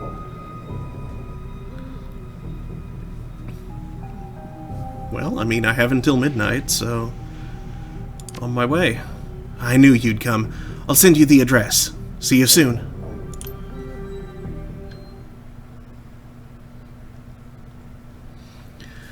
The cluster of dilapidated buildings where Coyote told you to meet her appears to be the remnants of a public housing project. The buildings look like a cesspool filled with human debris. You find her standing with Paco on a street corner, eyeing the roofs, the doorways, the windows. Despite his attempts to engage her, Coyote barely says a word as the three of you weave your way through the tenements. She walks purposefully, her new cyber hand flexing open and closed with each step. It's unclear whether the action is voluntary or not. You circle around the back of a building, and Coyote jumps up, grabs the bottom rung of a fire escape ladder, and pulls it down. Without a signal, she starts to climb towards the roof. Paco looks at you worriedly, and starts up the ladder.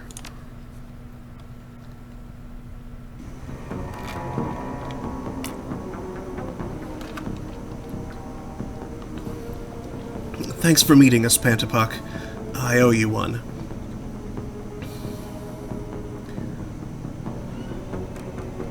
No sweat. I figured you could use the backup. Yeah, you never know what sort of firepower to expect in one of these BTL squats. She brightens. Oh, hey, listen. I got my good news for you. You know Sam's sister, Jessica? One of my contacts found her for me while you were on your way here. I called her and asked her to meet you at the Union later today. Hope that helps. Good job, thanks. She looks at you, her scarred face soft. Least I can do. Alright, let's get this done. My cousin Gino should be in one of the squats past that door up ahead. I hear there's a whole lab set up in there. From my experience, there's usually a lookout watching for cops outside and a guard at the door inside. Like I said, don't know how much firepower to expect, but these guys are nasty, so stay on guard. I just want to get in, grab Gino, and get out. Right behind you, babe. Let's do this.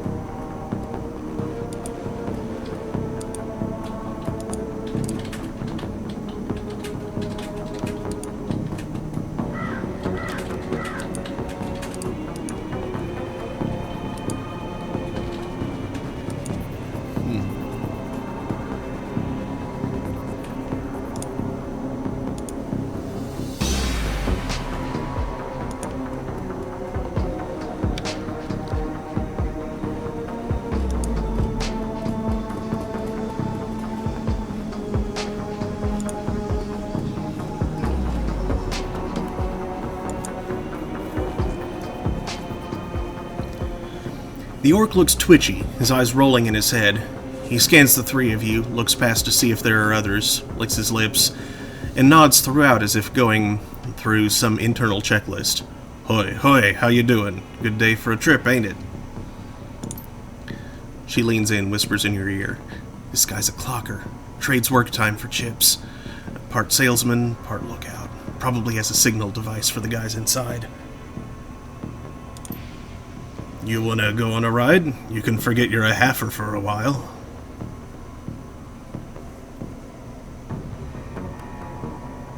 What kind of rides can I go on? We got it all. All of it. We got it all. Yeah. What you wanna do? You want to do some crime? You want to be bad? We can hook you up. Don't roll that way? Want to be a hero? Be a hero. We got fairy tale Drekchummers, love. You name it. And you can slag and frag to your heart's content. That's the real thing, right? Slagging and fragging, no matter what the trip, as long as there's slagging involved, right? Coyote's eyes are hard, her pupils tight little pinpricks of hate. You do snuff, too, don't you?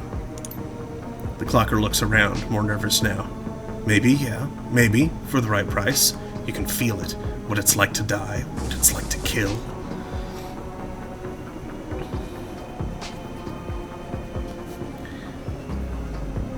Just let me in. I'll see you around after this. Probably see you lots.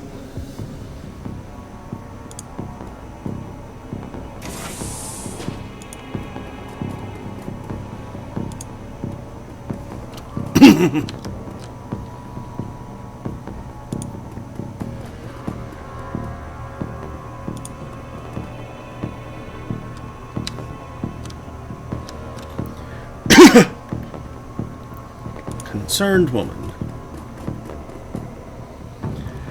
The woman is probably in her 30s, but hard times have aged her. She looks at you with concern. Don't do it, friends. Don't slot that Drek they're selling. BTLs are killers. Theirs most of all. You sound like you know from experience. She pulls her hair back to show you. No implant. Then her mouth tightens and her eyes well up in tears. I do. I know. Lost my husband, lost my son, my daughter. They use her to record. Tears stream down her face. Do you have a pass card to get in there? No, but Jamal has my son's card. Took it off him when his brain fried. Jamal's down the hall. Don't know if he'll give it up, but that's between you and him. What kind of guards do they have on this place? She looks around, frightened, whispers, They're serious. This place is backed by the Yakuza. Japanese mafia. Oh man. How many and what kind of firepower? There's a guy on the door, Charlie. He sells the passes to get in. He's not tough, blind in one eye. There's another 5 or so wandering around. 2 of them are bad news, covered in magic symbols. Mean. She's amped. Ready. 5 or 6? That's not so bad. We have surprise on our side. Any chipheads inside the lab? Yep, all day, all night, and they can be dangerous too. Chipheads dangerous? Once someone's chipped, they can send them any program they want. Make them do whatever. Turn them into whores, killers, anything. We're looking for a kid named Gino. Know him? Who doesn't? He's here all the time. Gino's a clocker, trades his time for chips, like their little errand boy. I saw him go in there this morning. Hasn't come out, so I imagine he's writing a dream chip. Gotta go.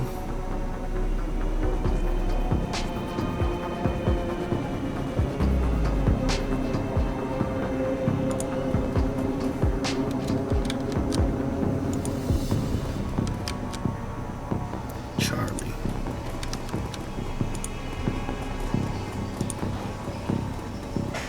And Jamal. If you were a fish named Jamal, would you want to get pounced in the face? I wouldn't.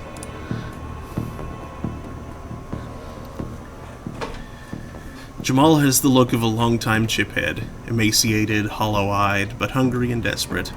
What you looking at, half-man?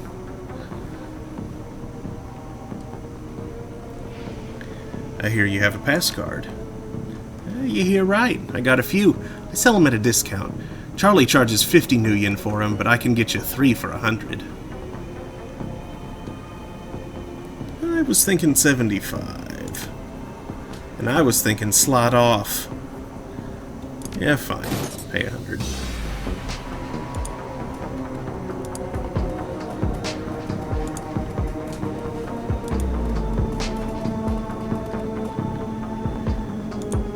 Nothing interesting in there. Or in there.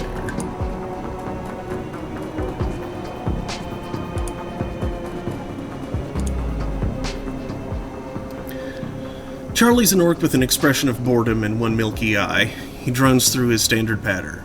Need a pass, 50 new yen each, 150 for the lot of you. That'll let you come and go as you please. You can chip in there and we'll keep you safe while you ride. BTL chips are separate cost, last about 3 hours. Prices vary. Buy those inside. Got our passes right here. Great, have fun.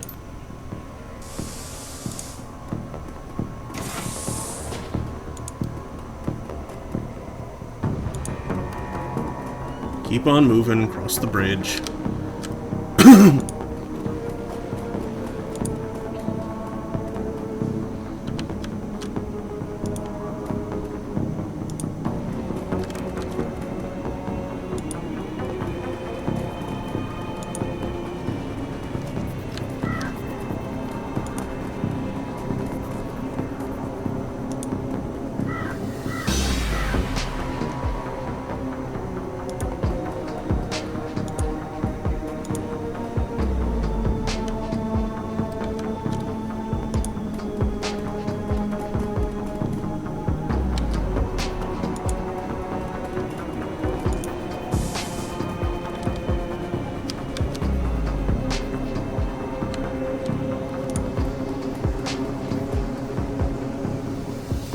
The entire floor of this tenement has been given over to a chaos of technology and squalor. Across the room, a chromed-out Decker argues loudly with an armed thug, abruptly falling silent as they turn towards you.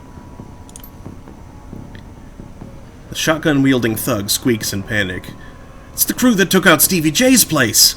I told you it was only a matter of time!" The man with the cyberdeck calmly speaks with a heavily digitized voice. "You messed with the wrong BTL lab, Aho. This is a Yakuza operation. With a push of a button, I can make these tweakers into my own personal killer puppets. You're fragged." "Pentapug, don't attack any of the chipheads. They don't know what they're doing, and you could hurt Gino." "No civilian casualties, got it. I have a concussion grenade. Better than fragging the tweakers if they get caught in the middle."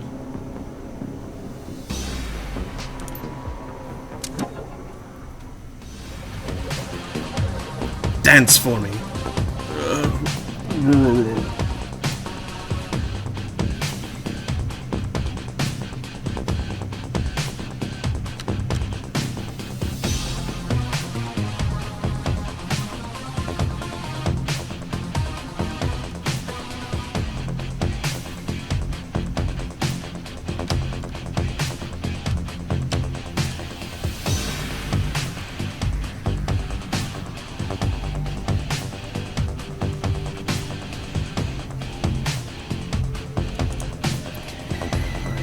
There.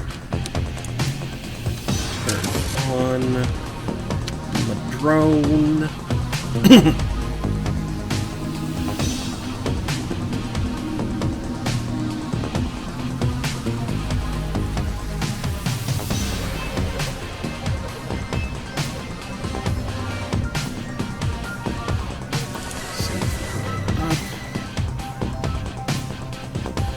Shoot at security.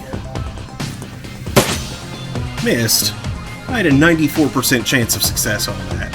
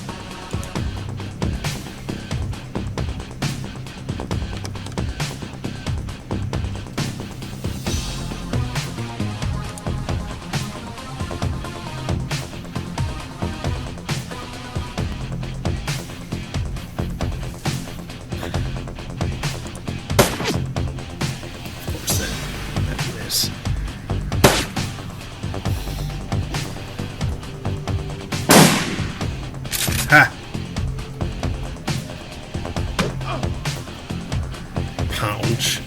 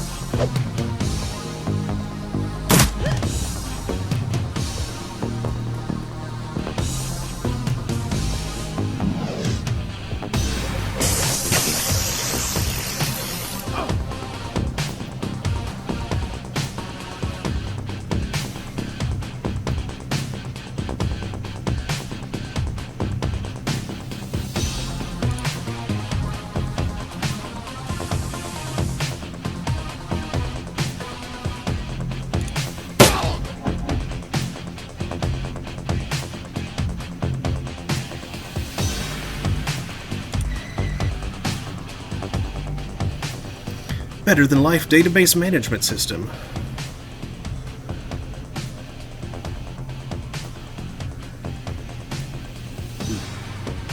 Forcibly end the puppet BTLs. That... maybe not. They're all stunned for now. Maybe that would be better.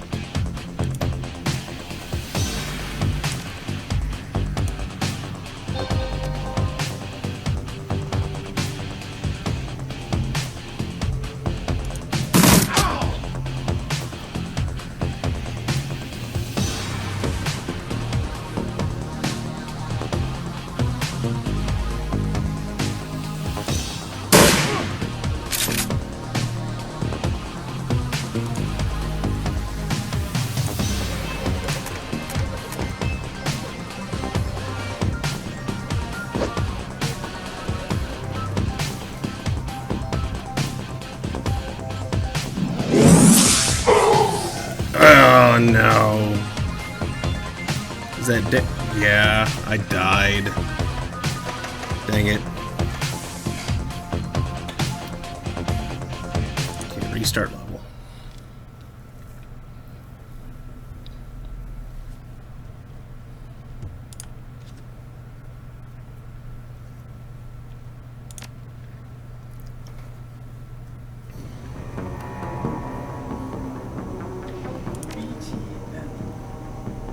Better than life?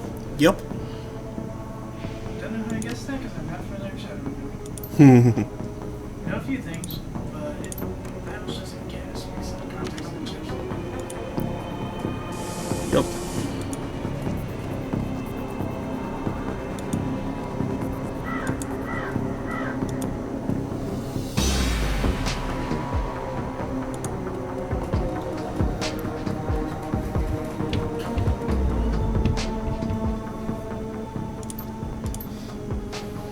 If I cross-reference that, I was like, life is just a joke, inappropriate for stream comes up.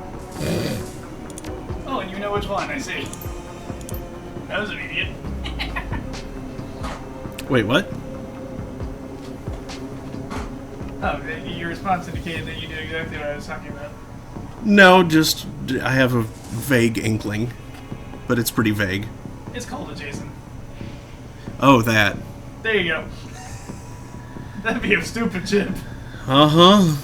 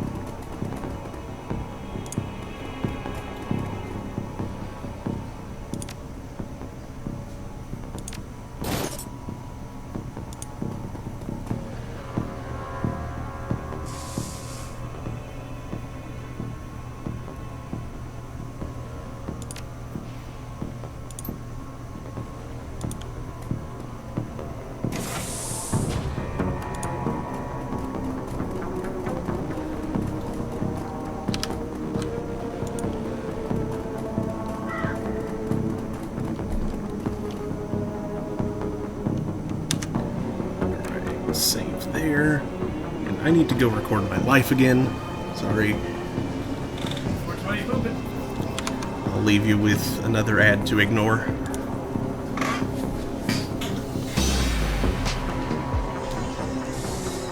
Sounds like the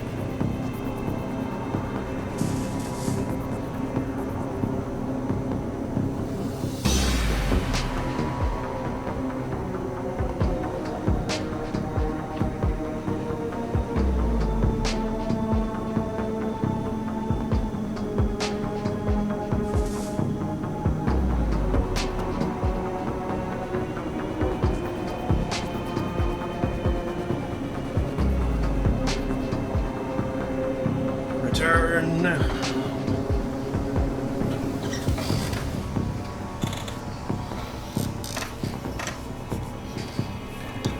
Alright, thanks for sticking around. Now let's see what I can do here.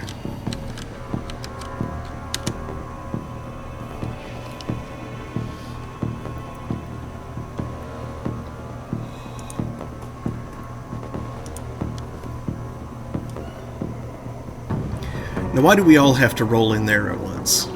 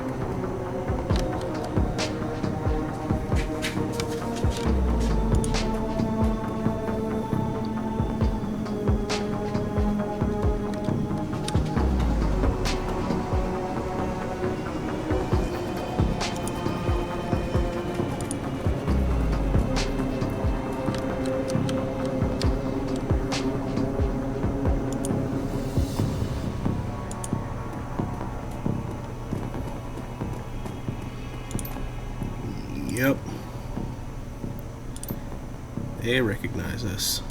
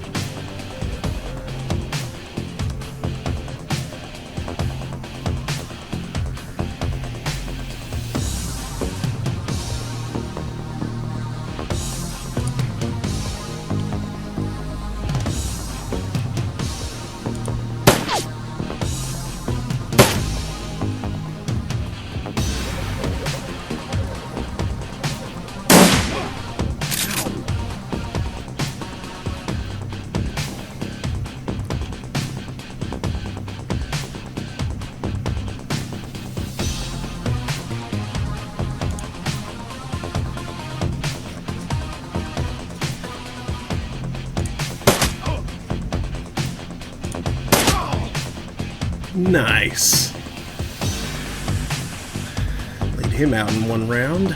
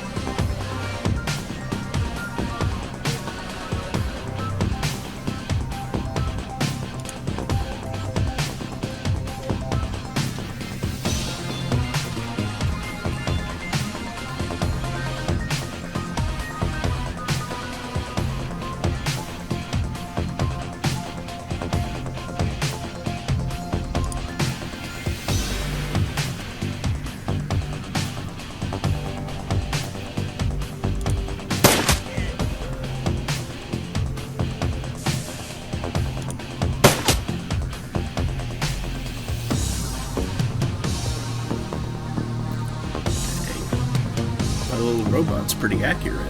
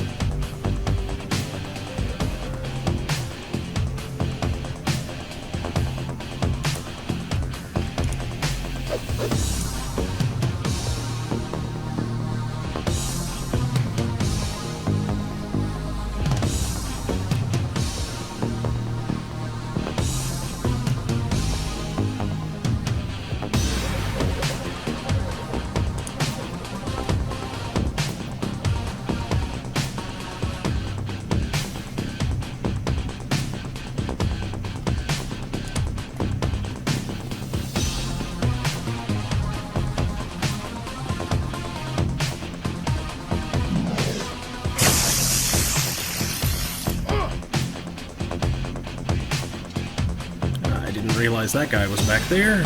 That's annoying.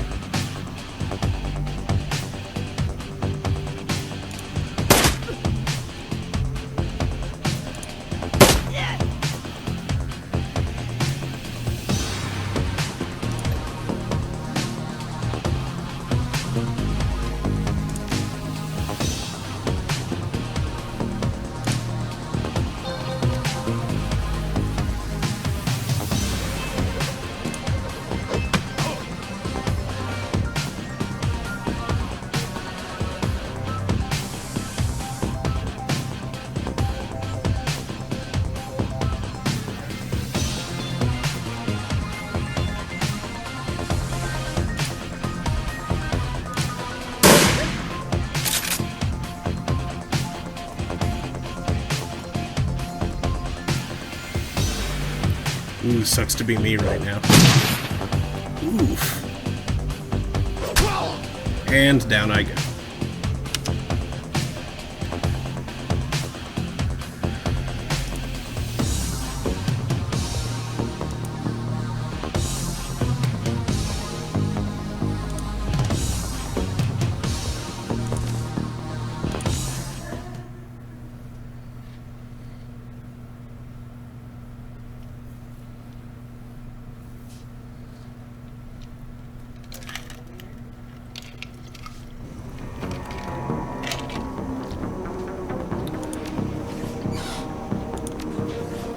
I should probably spend a little more of the karma that I've accumulated.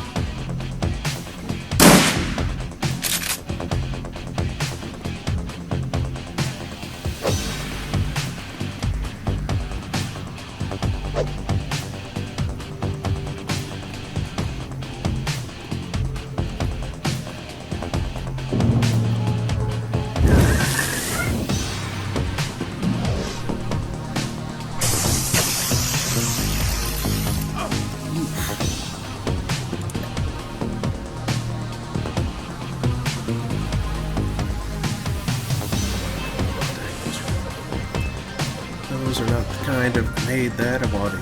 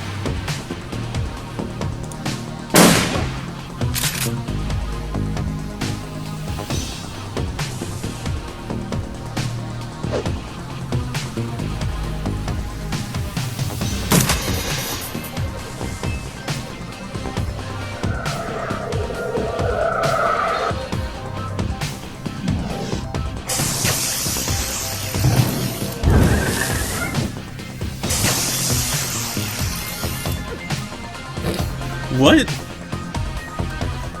Why did the shaman just get shocked by her own spirit thing?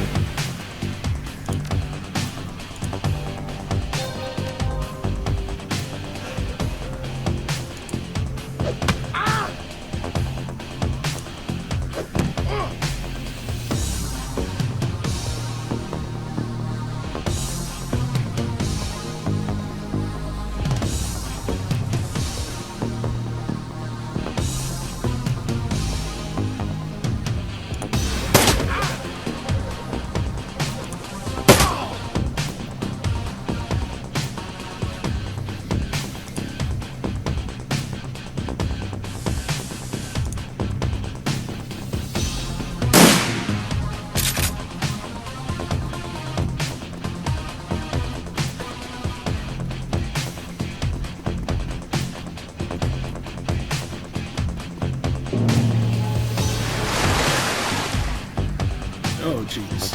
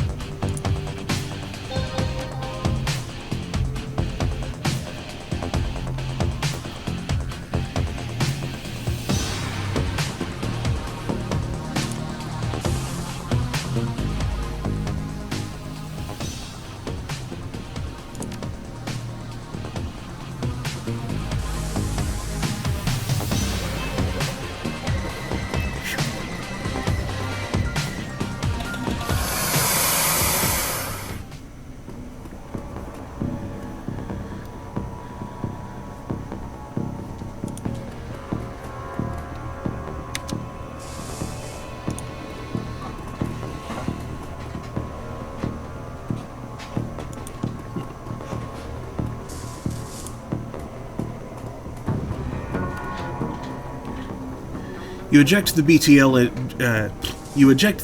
Gino's been writing. He gasps suddenly and his eyes flutter open. He looks confused, worse than the other chipheads you've seen. His lips are white and chapped, his eyes sunk into his head. There's vomit on his shirt and sweat on his forehead. Legs weak, arms spaghetti.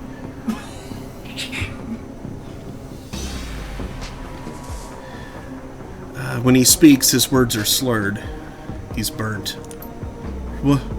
What the hell? Who slotted me out? Who fragging slotted me out? Coyote is shaking. She looks horrified. Gino, it's me. It's Carla. Gino looks at her with glazed eyes. No recognition. Slot me back in, goddammit! This is some bullshit. I don't want to be here anymore. Slot me back in! He looks around the room angrily. His hand reaches for his implant. Coyote grabs his wrist, stops him. Gino, no. Coyote, be careful. Gino wrenches his wrist from Coyote's grasp and he staggers back, reaches under his shirt and pulls out a gun. Coyote watches him, horrified, with tears in her eyes. Gino waves it around, blinking wildly. Back off! Just back the hell off!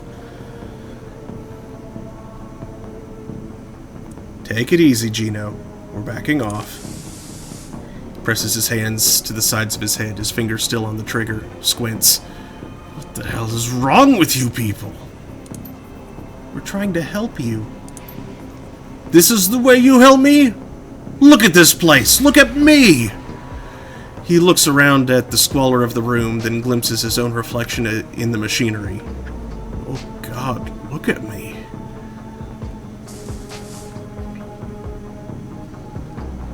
Put the gun down, Gino. Come with us. No! You don't... You can't understand what it's like out here. I'm naked. I gotta slot in. Get away. He points the gun at Coyote. You're not gonna stop me. I'll fragging kill you first. Gino, no!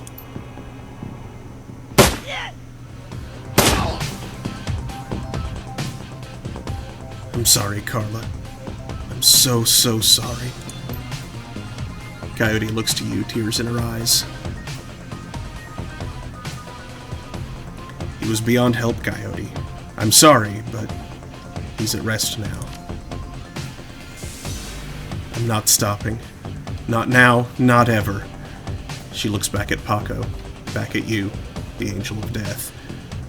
A real rain is coming to Seattle, and it's gonna wash the scum off the streets. I'm going to burn every motherfragging BTL shop in the sprawl until they are gone. Every motherfragging one.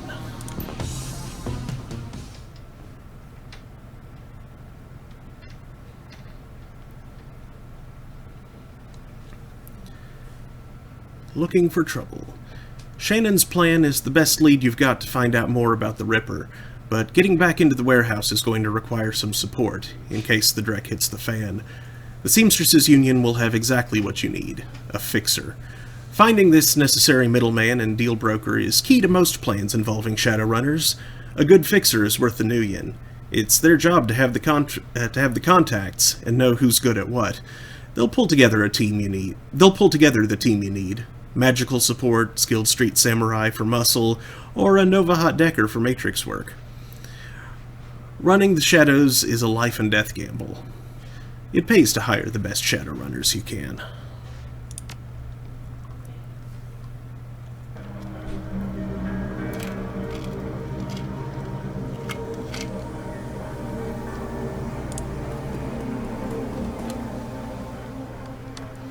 Cherry Bomb flags you down as you walk through the door.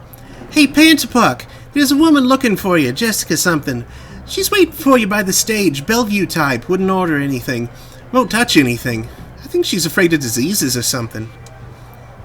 Thanks, Cherry. No charge, chummer. Why's the bar so empty? Yeah, we don't get much action in the early afternoon. Just a few salarymen slumming Touristville and hoping to talk to Madam Sinful and some die-hard regulars. Madam Sinful? That's what the downtown folks call Mrs. Kubota. It's a Touristville thing. They like her to have a naughty name like that. Who's around? I just got in, but I think Coyote's cleaning the back bar. Mr. Delilah is hanging out in his usual place. The vendors downstairs came in a few minutes after me. Oh, and Bartlett's here. Don't think you've met him yet. Who's Bartlett? John Bartlett. Big presence at the end of the bar. He's in the biz. Connected. You might want to meet him. Is that guy still bothering you? You mean my ex, Shane? Yeah. No, he hasn't been in since that last time. No calls or pages or handwritten notes either.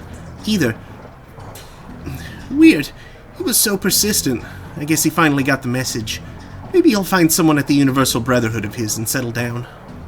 I'm gonna have a look around. Have fun. Howdy, Bartlett. Full of life, with a quick smile, the man tilts his head and watches you approach. Hey guy, what's shaking? Have you looked around? There's a whole lot of shaking going on. I got something that might rock your world, if you got time. Time is money. I'm listening. You ever hear of the Nephilim Network? Of course you have, and in the know guy like you has to have heard of the premier merc team out there. If you say so. We're a tight unit. We cost a bit more than the common rabble, but we're worth it.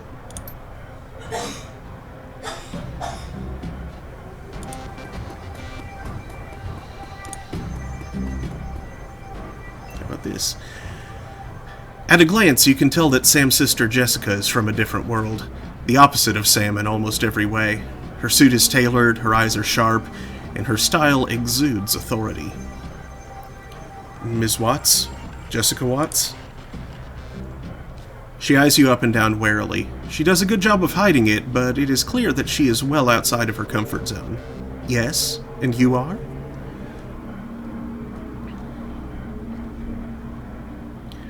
Name's Pantapuck. I used to work with your brother Sam. I should have guessed. How's that? You look like the type. Seedy. She seems to instantly regret saying it. I'm sorry. Look, I just want to understand what's going on here.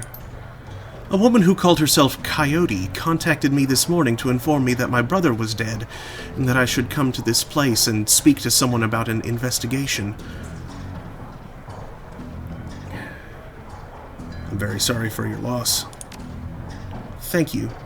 And I appreciate you coming all this way. I'm guessing the Barrens isn't what you're used to. I must admit it isn't. None of this is. She then furrows her brow, regarding you more critically.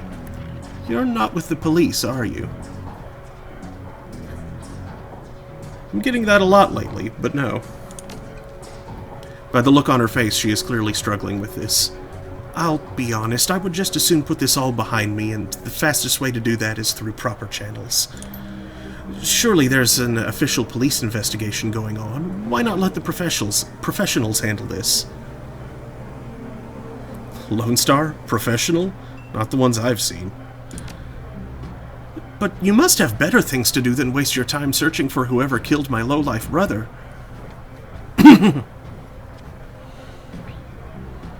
First, Sam was my friend, and second, I'm being paid for my trouble. She seems genuinely surprised. Someone's paying you? I find it hard to believe that anyone who really knew Sam would put up the money. Who is it? Actually, Sam hired me himself.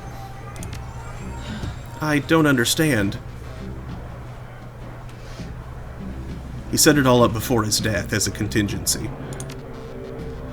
Am I to believe that my drunken sot of a brother hired you to find the person who killed him after he died? Her boardroom mask drops momentarily, and in a sigh she reveals a brief glimpse of real emotion. I left Seattle to get away from Sam and his bullshit. Now I'm back, he's dead, and I still have to deal with him. Jessica composes herself, and in a breath the mask is back in place. Listen to me, Pantapuck. You seem like a decent person, but I'm trying to move on with my life. Our mother killed herself last year, and Sam... well, Sam was Sam, you know?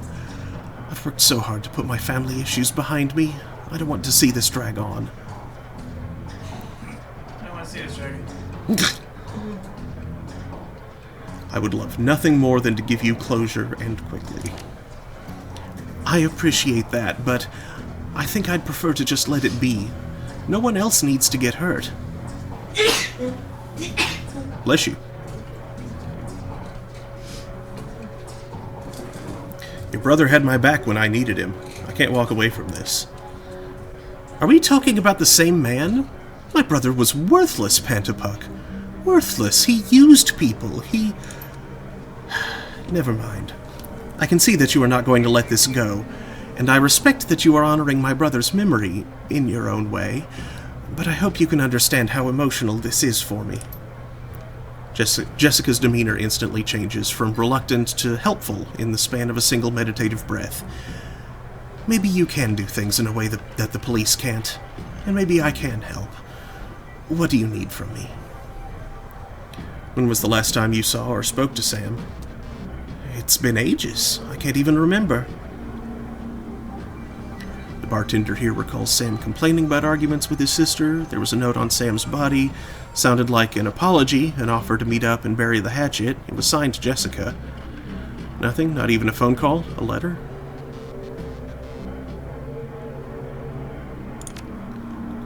I wrote many such notes in the beginning, but I haven't made such an effort in a long time now. I don't know why he would have kept it.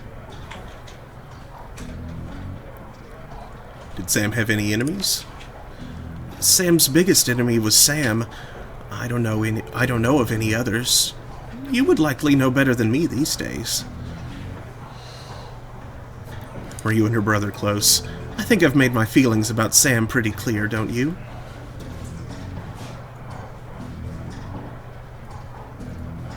You don't sound sad that he's gone. I mourned losing Sam long before he died. Show her the picture of her and Sam as children.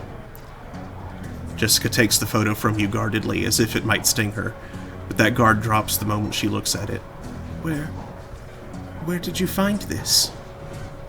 Sam's bunk. I can't believe he kept this. It's one of the few possessions he had. She studies the old photo for several silent moments. What happened between the two of you? Things were different back then. We were different. We were a family. Then, after our father died, things began to change, and we couldn't get back to a new normal. With our dad around, there was always a reassuring order to our lives. But after, everything got mixed up. You can never really appreciate the importance of a person in your life until they're gone.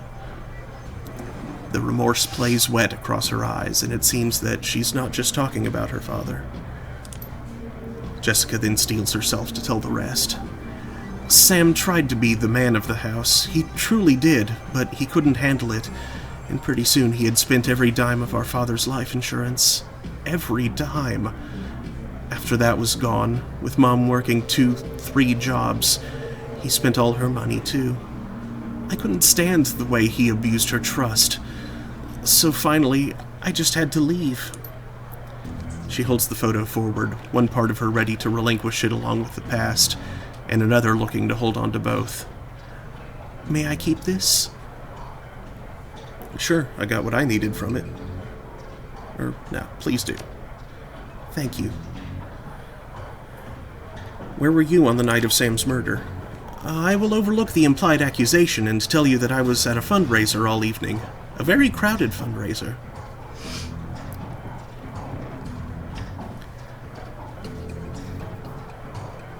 Tell me about your mother and her death. She was a devout Catholic. I don't think it's an exaggeration to say that she sacrificed her life for Sam and me. But she turned a blind eye to what Sam was becoming, refused to acknowledge his downward slide. I couldn't watch her do it anymore, and so I moved out. After I left, we drifted farther and farther apart. I wasn't here when she died. In fact, I didn't even know about it until I returned to Seattle 5 months ago. Where were you living before you moved back here? Calfrey. What brought you down there? It was less of what brought me there than what made me leave here. I felt lost in Seattle, so I moved to California to see if I could find myself. And did you? Actually, yes. While I was there, I developed a whole new outlook on life, a vision for what the world could become, and I came back here to help make it happen. I've taken up enough of your time. Thank you, Ms. Watts. Just as well. I need to get back to the office. But before I go, you should know that I'm reinterring my mother's body tomorrow, and I'm arranging to have Sam buried with her. The funeral is tomorrow at Our Lady of the Blessed Sacrament, 7 o'clock. You're more than welcome to attend. Wouldn't miss it. Goodbye, Pantapuck. I hope you find what you're looking for. Stay safe.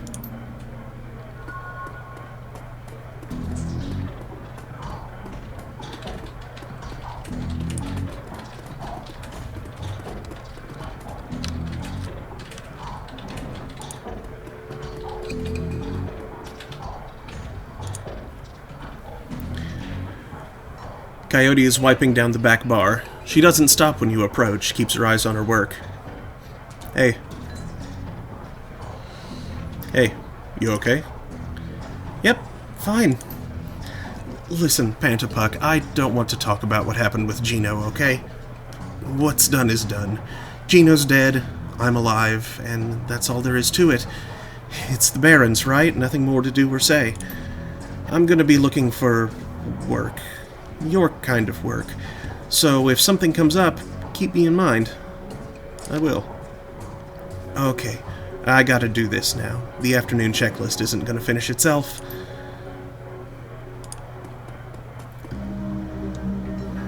Glad to see you well, Pantapuck. Thanks, big guy. How's everyone here doing? There's a good bit of nervous energy in the place, for sure. Word got around about that latest Ripper killing, and people aren't feeling safe. And when people feel unsafe, they either go to ground, or they huddle up. You noticed how empty the streets are these days? That's because everyone's either locked in their squats, holed up in places like this, or seeking refuge in the nearest Universal Brotherhood chapter house. Safety in numbers, chummer. Not that we need numbers here. I got it covered. I'll bet you do. See you later, Mr. Clue. Later.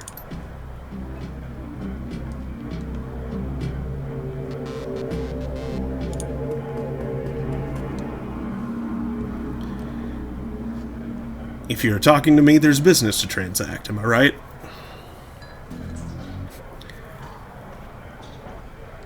Of course you're right. It's your job to be right. This is correct. You're a smart guy. What can I do for you, smart guy? I need to put a crew together. You got scratch, or are you planning to pay me out of your earnings? How much is this going to cost me? Well, for your speed, hired help will run about $1,200 a head. If you start taking on tougher jobs, well, the more experienced the runner, the higher the rates.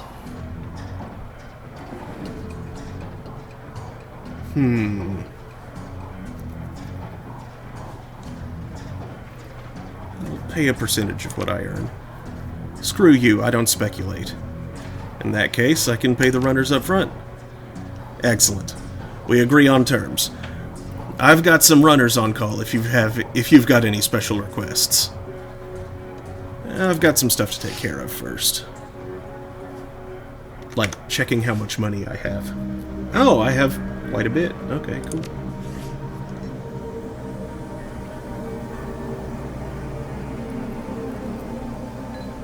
Also got some karma to spend.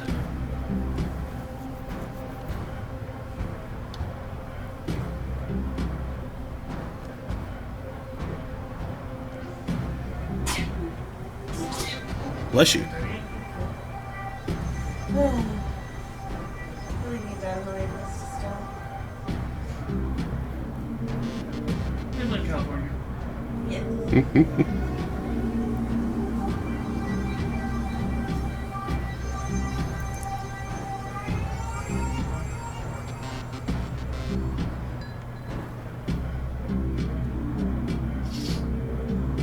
Let's see, I think I will focus defensively this time. Put some points in quickness and dodge. Well, I mean, to be fair, putting points in quickness is as much offensive as it is defensive, but... Point to dodge. Yeah.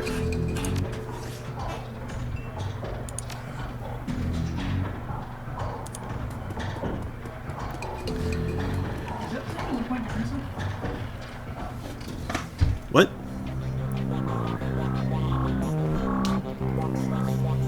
Is that the name of the point to Chrisley? Is that the same as a point to Chrysler? Har har.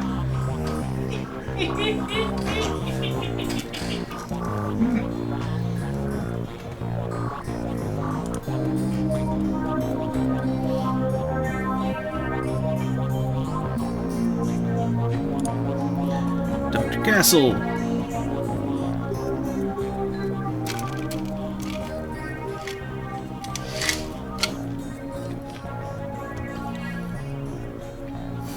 Dr. Castle glances up only briefly from her charts. Her impish friend, on the other hand, tracks your every move like some sort of humanoid raptor with a mouse under its shadow. Live to see another day, have you? Just a pit stop, Doc. Night's not over yet. I suppose it's nights like these that ensure I have plenty of work come morning. Granted, a repeat customer means a person courting death more often than any good doctor should condone, but I don't suppose I can dissuade you from your course of action. If only life was so simple. Very well. Then let's talk about how I can help ensure you make it back alive once more. See your medical supplies.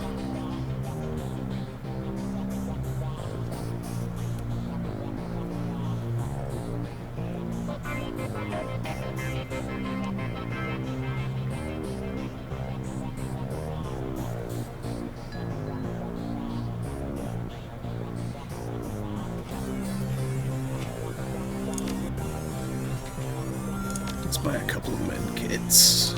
Confirm.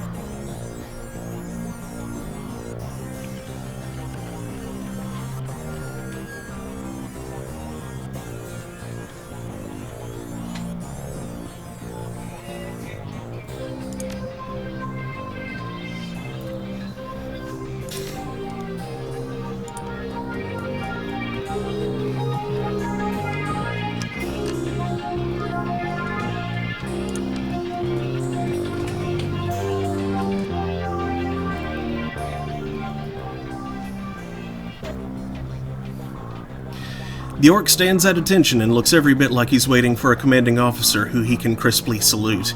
He only appears at ease when he's cleaning the barrel of a rifle or counting out the bullets in a magazine. The rest of the time he appears as he is now, ramrod straight and primed for anything. And how are you, my friend? Fine day to fire a weapon, what say you? Tell me a little bit about yourself, Buster. Are you military? After a fashion, yes sir. Sergeant in the 31st California Militia. It's no longer a recognized unit, and there are those who would say we never were, but someone had to stand up to the tier, and it fell to us. Tier Tangyre? Yes, sir. I was in Cal Free when the elves came marching down from the north in 36. After the UCAS pulled their support, we had little in the ways of an organized defense, but what we did have was a stockpile of weapons and ammo down in Oakland. The locals in NoCal held out long enough for us to bring the heat, and I tell you, all the magic hoo-ha in the world ain't done enough to stop a V11 Hot Rock from cracking your dome. We drove them elves all the way back to Eureka. Would have pushed them all the way back to Portland, too, but some ninny down south reached out to the Japanese for aid and got our own version of Normandy for the trouble. Things went to hell in a handbasket from there. Don't much like to talk about those later days. So let's talk guns instead. Can I get you anything?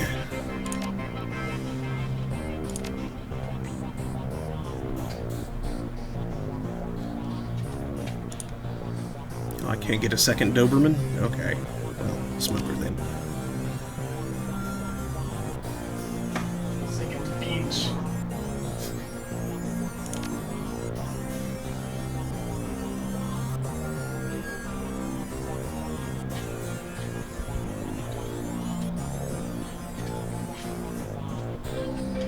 Now, wait a second. I thought...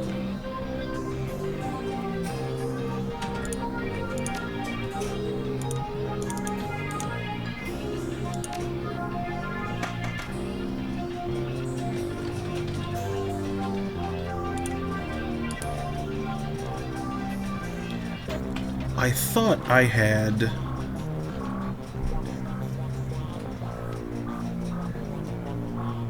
the thing for a second drone.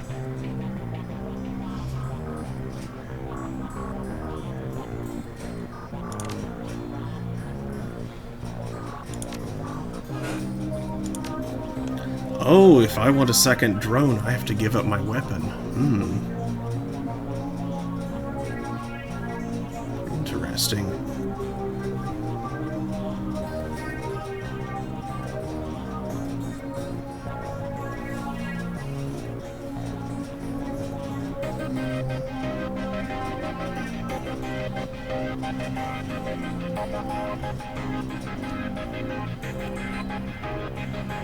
All right then.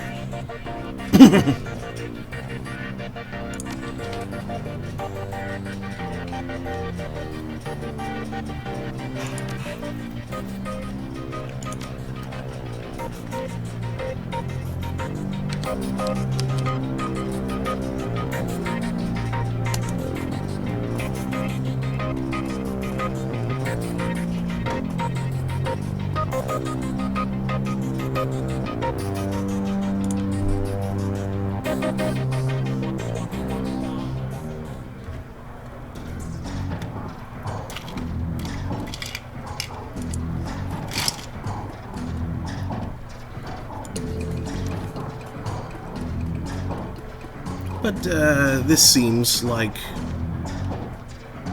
a good place to call it for the evening. It's after 5 and between missions. So before I put together a team to go and investigate that place, save and quit for now. And come back to it tomorrow. So, thanks for watching, everybody. I hope to see you back here tomorrow at about 3 p.m. Eastern.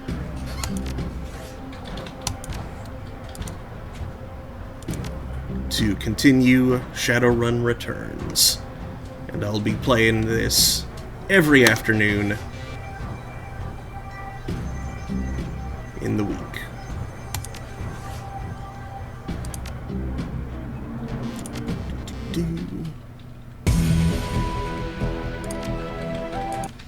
Cool. So, thanks again, and I hope to see you next time. Later, everybody.